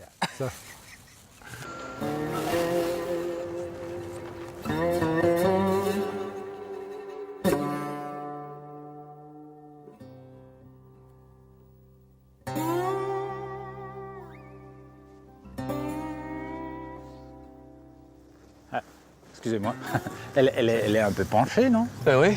Comment ça se fait? C'est normal? Ça, c'est des vieux édifices de la ruée vers l'or. En fait, ils sont penchés à cause du pergélisol. Le quoi? Le pergélisol. C'est le sol gelé en permanence. Le sol par ici, c'est tout plein de glace. Ouais. Donc, c'est gelé. Mais ce qui arrive, c'est l'été, la couche supérieure fond un petit peu.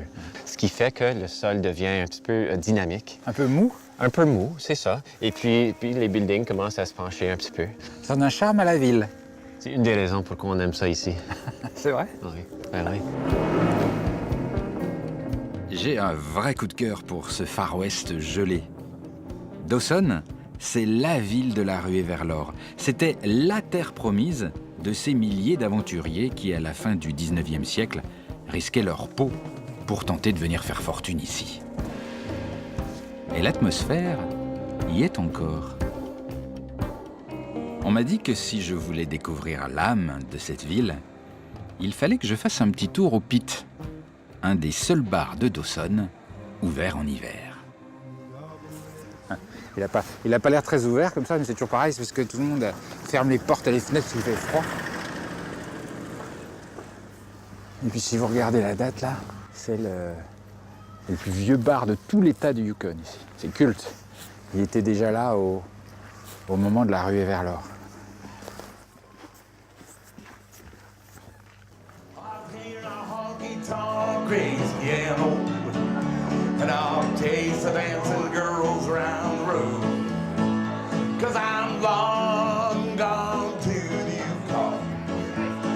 C'est comme dans les films.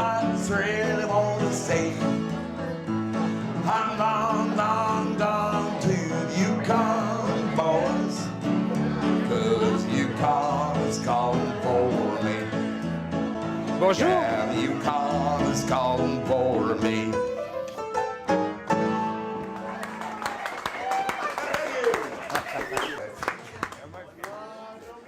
Mais alors, qu'est-ce qu'ils font, les gens ici? C'est quoi les métiers les plus répandus? Le job le plus courant, c'est mineur. Mining? Mais seulement 6 mois de l'année.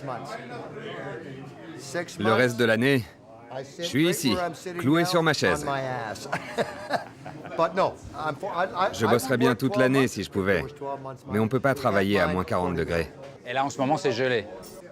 C'est complètement gelé. Mineur de quoi? Qu'est-ce que vous cherchez comme minerai? De l'or. Ça veut dire qu'on cherche toujours de l'or ici? Et il y en a beaucoup? On peut toujours en trouver. Et tous les jours. Mais c'est plutôt à ce gars-là que tu devrais parler. C'est qui, lui?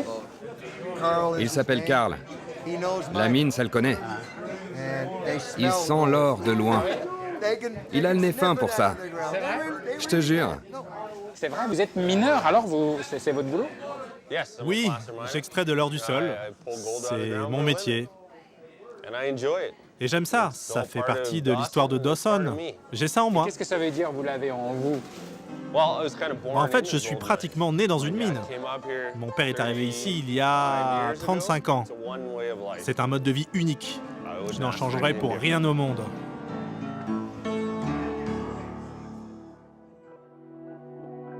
Et comme les mineurs sont cloués à leur siège pour cause de grand froid, Karl en profite pour me faire découvrir, aux portes de la ville, un lieu qui le touche beaucoup.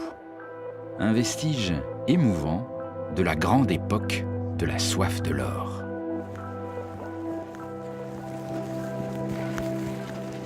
Qu'est-ce que c'est ça? C'est énorme. C'est une drague. Elle ratissait le sol dans tout le secteur à la recherche de l'or. Maintenant, ce n'est plus qu'un tas de ferraille. On peut juste l'admirer, c'est tout. Ça date de quand, cet engin? La dernière fois qu'elle a fonctionné, c'était en septembre 1966. Depuis, plus personne ne s'en sert. Pendant la ruée vers l'or, il y en avait beaucoup, des dragues comme celle-ci. 14 qui fonctionnaient en même temps. Il y en avait partout. Elles rongeaient le Yukon. Les barges constituaient sans doute la technique la plus mécanisée pour extraire l'or. Mais le gros des milliers de prospecteurs utilisaient des moyens beaucoup plus rudimentaires. Ce sont eux qui ont fait la grandeur de Dawson au début de la ruée vers l'or. La ville compta plus de 30 000 habitants. Aujourd'hui, ils sont à peine 1800. En fait, ce qu'on dit à Dawson, c'est que le moyen le plus rapide pour trouver de l'or, c'est d'aller chez Nuggets.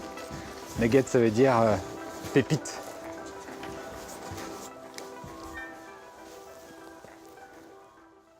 Oui, on a de l'or. Je vais vous montrer.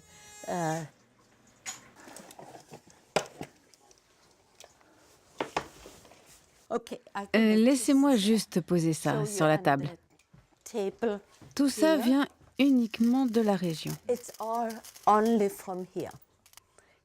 On n'a pas besoin d'en acheter ailleurs.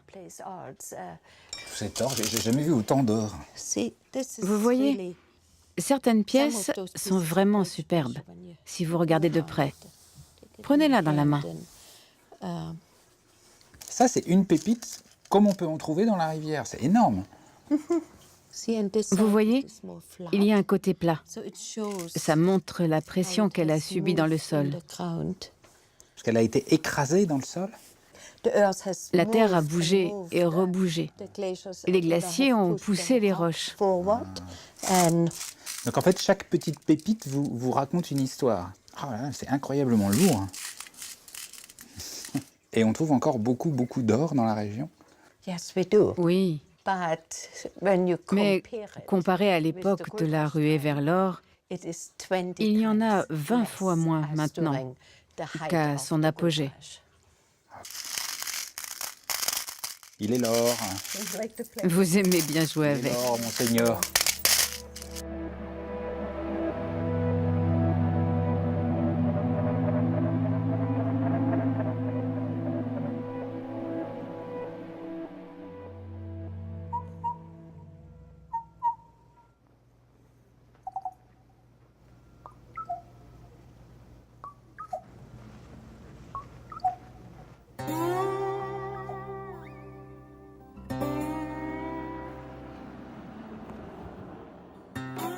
À Dawson, il fait tellement froid qu'on ne peut pas traîner longtemps dans les rues. Ce n'est pas le paradis du lèche-vitrine. Je me réfugie vite fait dans un bar, et là encore, je ne suis pas au bout de mes surprises. Alors qu'est-ce que c'est que ce truc là? Cette espèce de... C'est quoi, c'est un tronc d'arbre là qui est en statue? C'est quoi? Ça ici? Ça c'est un orteil. Ben, c'est un statut d'un orteil humain. Un orteil? Un orteil. Ça fait partie d'une petite tradition ici à l'hôtel. Tu veux en savoir plus? Oui. Ça fait partie d'une boisson. Mais C'est l'ingrédient spécial. c'est l'ingrédient d'une boisson. C'est ça, c'est ça. L'orteil. L'orteil même, ouais. Hey, Captain, Philippe aimerait bien en savoir un peu plus sur notre petite boisson locale. Ah, eh bien, un capitaine nommé Dick Stevenson a trouvé un orteil il y a environ 40 ans dans une cabane de mineurs. Il l'a trouvé dans une bouteille d'alcool de contrebande sous le plancher. Un soir, il a ramené la bouteille en ville et quelqu'un l'a défié d'en boire avec l'orteil dedans. Et il l'a fait, il l'a bu. Et du coup, tout le monde s'est mis à faire la même chose. Mais c'était quoi cet orteil dans cette bouteille? Pourquoi il y avait un orteil? Selon lui, quelqu'un avait sans doute eu besoin de se faire amputer d'un orteil rapidement. Il l'a mis là et il l'a oublié. And so, ben, vous voulez savoir de plus? Bah oui, oui. Well, let's show him. OK. Let's show him. On va vous montrer. La fin de l'histoire, c'est ici.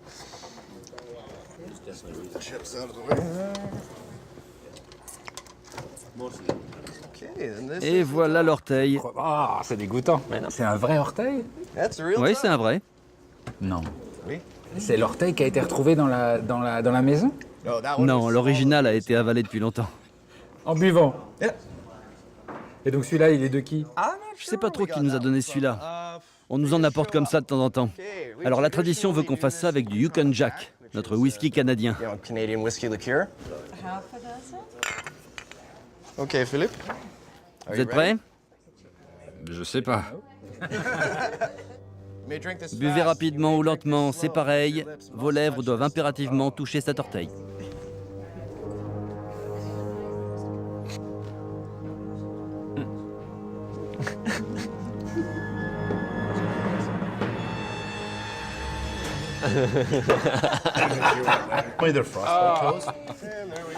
Et bienvenue au club. Mais qu'est-ce que c'est que ce club? Le club de l'orteil confit. Voilà ta carte de membre. C'est ta carte de membre. Ah, ça y est, je suis membre. Bah, merci, thank you.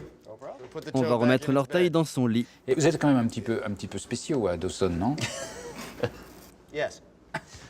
Un peu. Les hivers sont longs.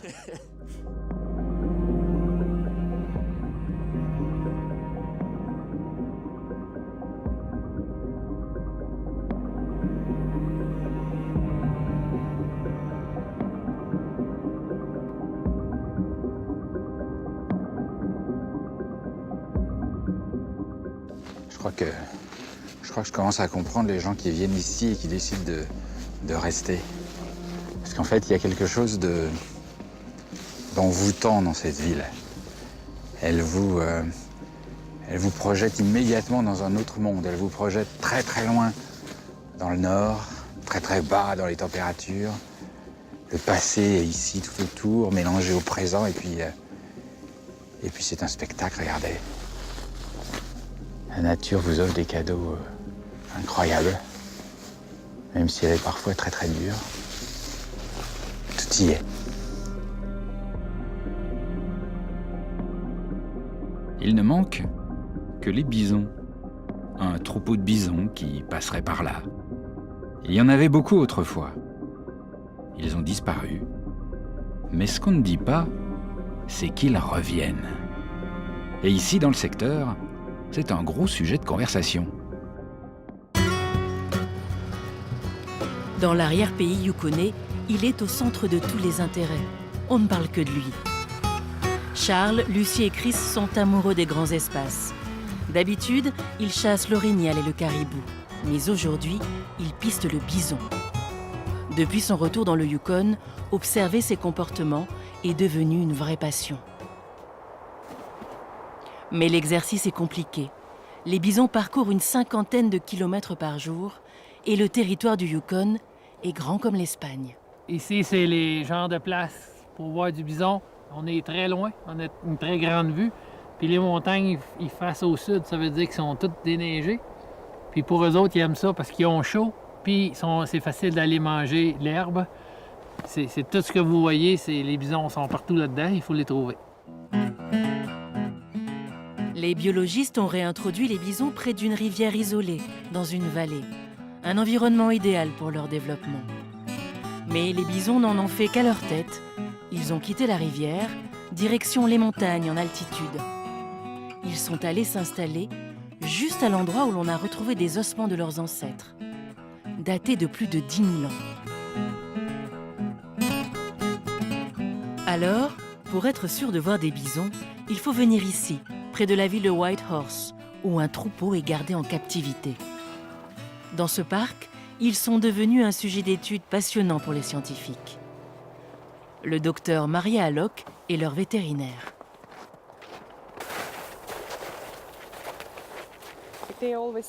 Ils restent tout le temps ensemble dans un même troupeau, un même groupe ou une même famille. En automne, c'est la saison des naissances. Toute la famille est là pour l'accouchement. Pas seulement la mère et le petit, mais toute la famille. C'est assez incroyable à voir. Ils construisent des relations proches entre frères et sœurs, mais aussi entre cousins. Quand on doit en soigner un, si le groupe est aux alentours, il faut faire avec tous les autres aussi. En fait, ce sont des animaux qui ont des relations les uns envers les autres très proches du comportement humain. 1, 2, 3, 4. J'en vois comme 4, moi. Ouais, il y en a 4, 5. Mais ils sont à 2 jours de... une grosse journée de skidoo. Les bisons se sont bien adaptés au Yukon, si bien que pour réguler leur nombre, le gouvernement octroie à la population la possibilité de le chasser pendant 3 mois, l'hiver. Le quota est de 3 bisons par personne. La traque peut durer des semaines. Ils font des centaines de kilomètres, des journées entières, à scruter les sous-bois. Je ne peux pas déterminer combien de jours, mais je dirais à peu près 3 à 4 jours vieux, à cause que il fait chaud à tous les jours, puis les traces sont vieilles. Mais c'est comme juste un bison ici qui est passé ici, puis qui est monté par là.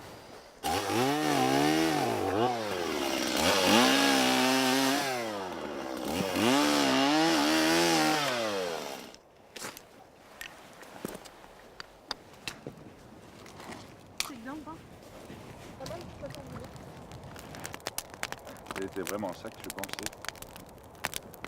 Ça va être plus vite que le micro-ondes. Cette chasse est un défi, mais l'enjeu est à la hauteur. Un bison peut peser jusqu'à 1 tonne. Ils en ont tué un l'an dernier et leur congélateur est rempli pour 3 ans. Charles et Lucie consomment en grande partie le produit de leur chasse. Le surplus, ils le donnent aux hospices de la région, une tradition chez les chasseurs du Yukon. Je prends la nature et je donne, et la nature me récompense généralement assez bien. Généreusement. Puis généreusement et généralement. Ouais.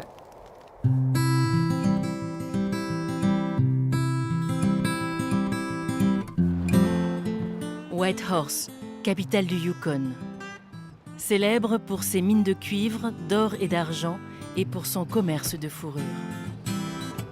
Ici, le retour des bisons fait aussi des heureux. Pour Red Kimley, la réintroduction du bison est une véritable aubaine.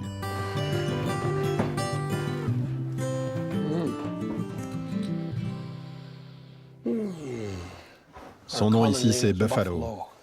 Pas Buffalo, Buffalo, bison. En hiver, les poils sont longs, magnifiques.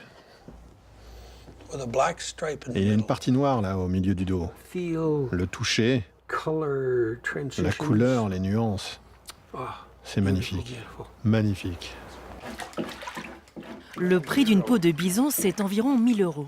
La liste d'attente des acheteurs est tellement longue que Red sait qu'il n'arrivera pas à tous les combler. Cet engouement pour la peau de bison, il n'en revient pas. Je tanne beaucoup de ces peaux pour les chasseurs. Ils en mettent dans leur maison, même dans leur tente quand ils vont camper. Sur leur lit, par terre, sur leur canapé, partout de la peau de bison. Un troupeau, c'est parfois 180 têtes.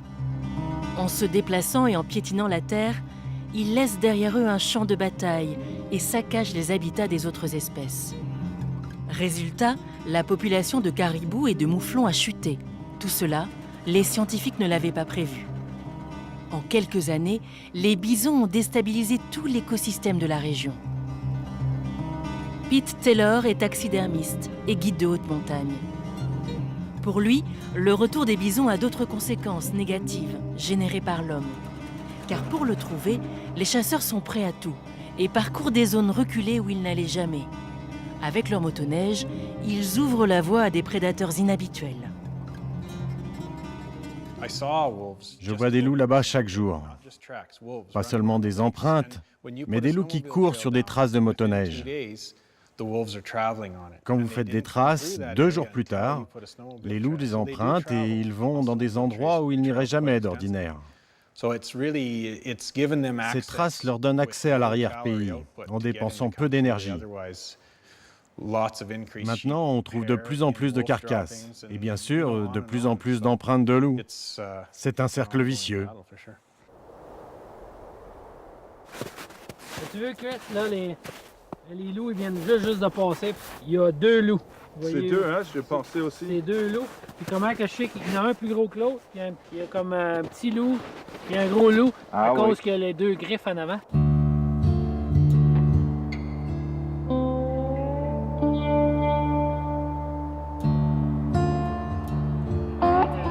Les loups, eux aussi, ont découvert avec intérêt cette nouvelle espèce. Ils sont plus de 5000 et les bisons environ 4000.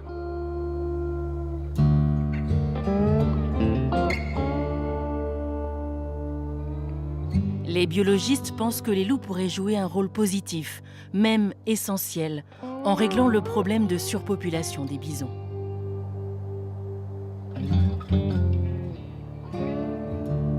D'après leurs estimations, il faudra ensuite une bonne vingtaine d'années pour qu'un équilibre soit à nouveau trouvé. Mais d'ici là, les bisons en décideront peut-être autrement.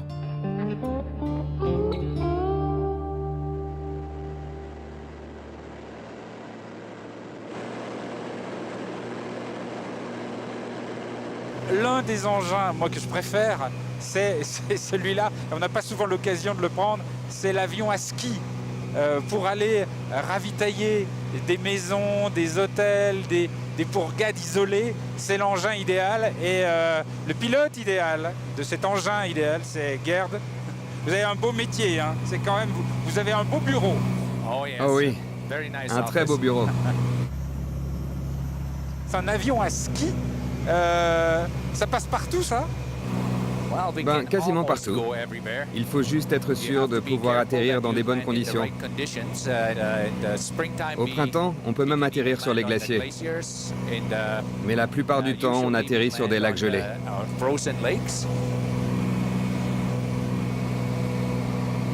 Vous travaillez pour qui? Vous ravitaillez qui? On va où, là, par exemple? Aujourd'hui, on va chez Daniel. Il attend sa livraison. C'est qui, Daniel? Daniel, il vit tout seul près d'un lac. En hiver, on ne peut y aller qu'en avion. En été, c'est par bateau. Il est suisse. Quand il est venu au Canada, il en est tombé amoureux.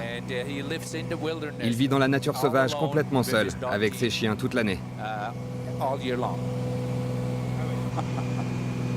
Il y a des gens un peu fous quand même dans cette région. Oui, et beaucoup de ces fous viennent d'Europe.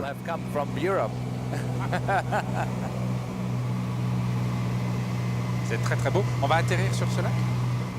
Oui, juste devant nous là-bas. C'est là qu'il habite. Comment vous savez si on peut atterrir sur ce lac, si la glace est assez solide? Daniel m'a écrit par mail que c'était bon. En fait, il fore la glace pour voir si la couche est assez épaisse. Donc là, si Daniel s'est trompé dans ses mesures, on coule. Exactement. Oh, très bien.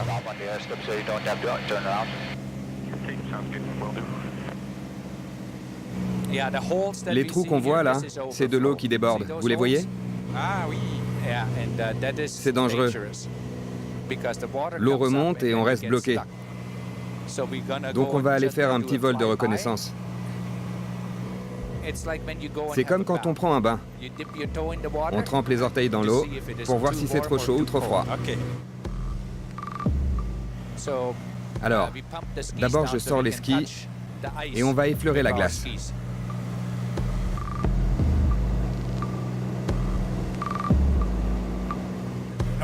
Ok, les skis sont sortis, verrouillés. On va voir comment ça réagit. Et là, c'est bon? Oui, c'est bon.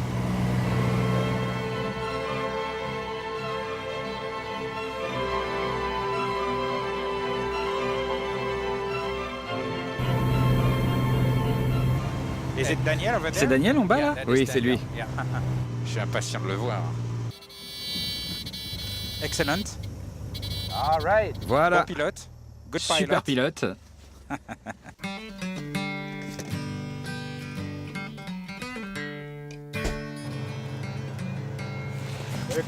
Voilà Daniel. Hello Danny. Hi, Jeff. Hi, I'm Philippe. Philippe. How are you? Comment ça va? Bien, bien. Et dis donc, prends des risques pour vous. Est-ce que vous pourriez pas habiter dans un endroit un petit peu plus pratique?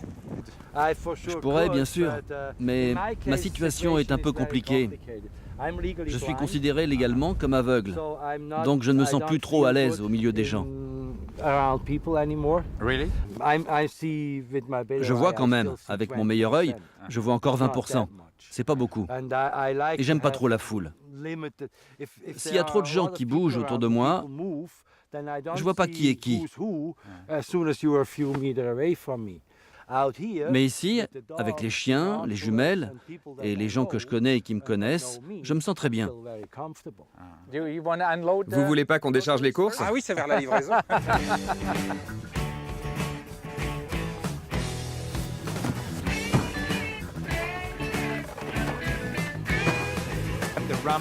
La nourriture pour chiens, c'est pour la prochaine fois.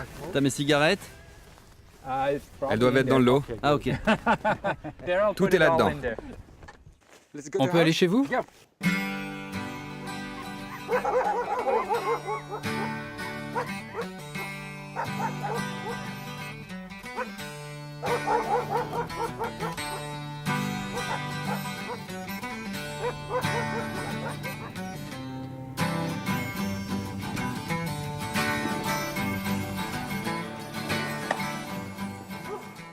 Je peux entrer? Oui, bien sûr. Et voilà votre maison. Ouais. Et alors, qu'est-ce qu'il y a dans votre carton? Quelques courses. Alors, qu'est-ce qu'il y a? Oh, bah dis donc. Ah oui, c'est des chips. Bon, alors, il y a des chips, et qu'est-ce qu'il y a d'autre? S'il n'y a pas ces cigarettes, j'ai intérêt à déguerpir. J'espère bien qu'elles y sont. Vous avez oublié ces cigarettes? Oui. C'est vraiment la cata? Bon, je scalpe qui en premier?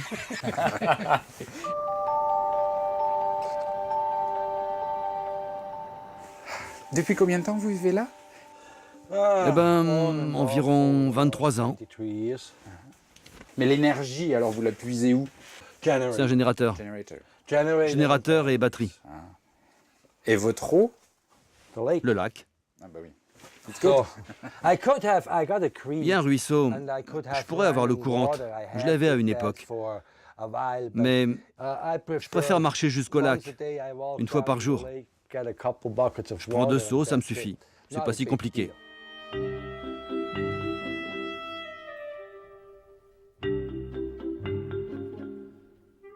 Et vous aimeriez pas des fois un petit peu de petite compagnie? Oh, évidemment. Parfois, ça serait très sympa. Mais j'aimerais plus vivre avec quelqu'un toute l'année.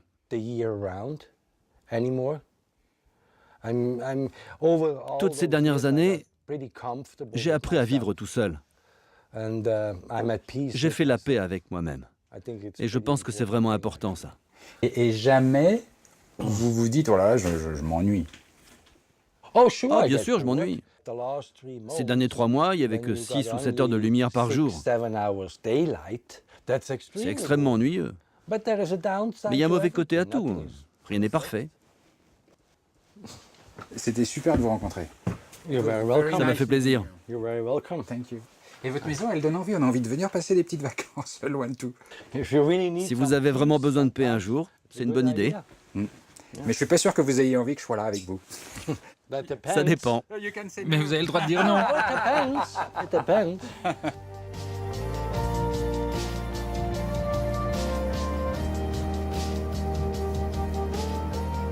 C'est une belle rencontre. Il est très touchant. Oui, vraiment. Quand les gens vivent seuls au milieu de la nature sauvage, ils apprennent à mieux se connaître. Vous voulez dire que la leçon de tout ça, c'est qu'il faut trouver sa place, quelle qu'elle soit. C'est ça. Il faut trouver le bon endroit. Le bon endroit pour toi. Où tu peux être heureux, où tu peux te construire. Alors tu deviens une personne bien, qui contribue à rendre le lieu encore plus beau.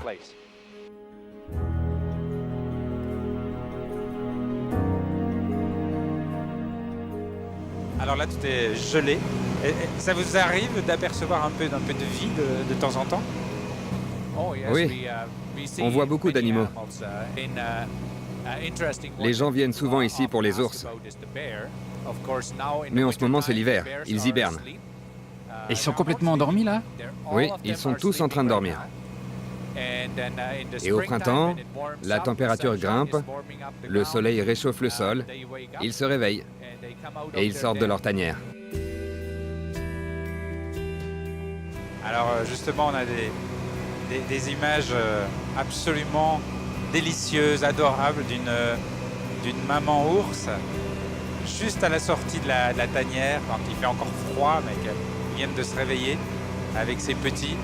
Et ça, c'est un petit peu le cadeau pour terminer, pour quitter ce pays merveilleux, notre petit bonus.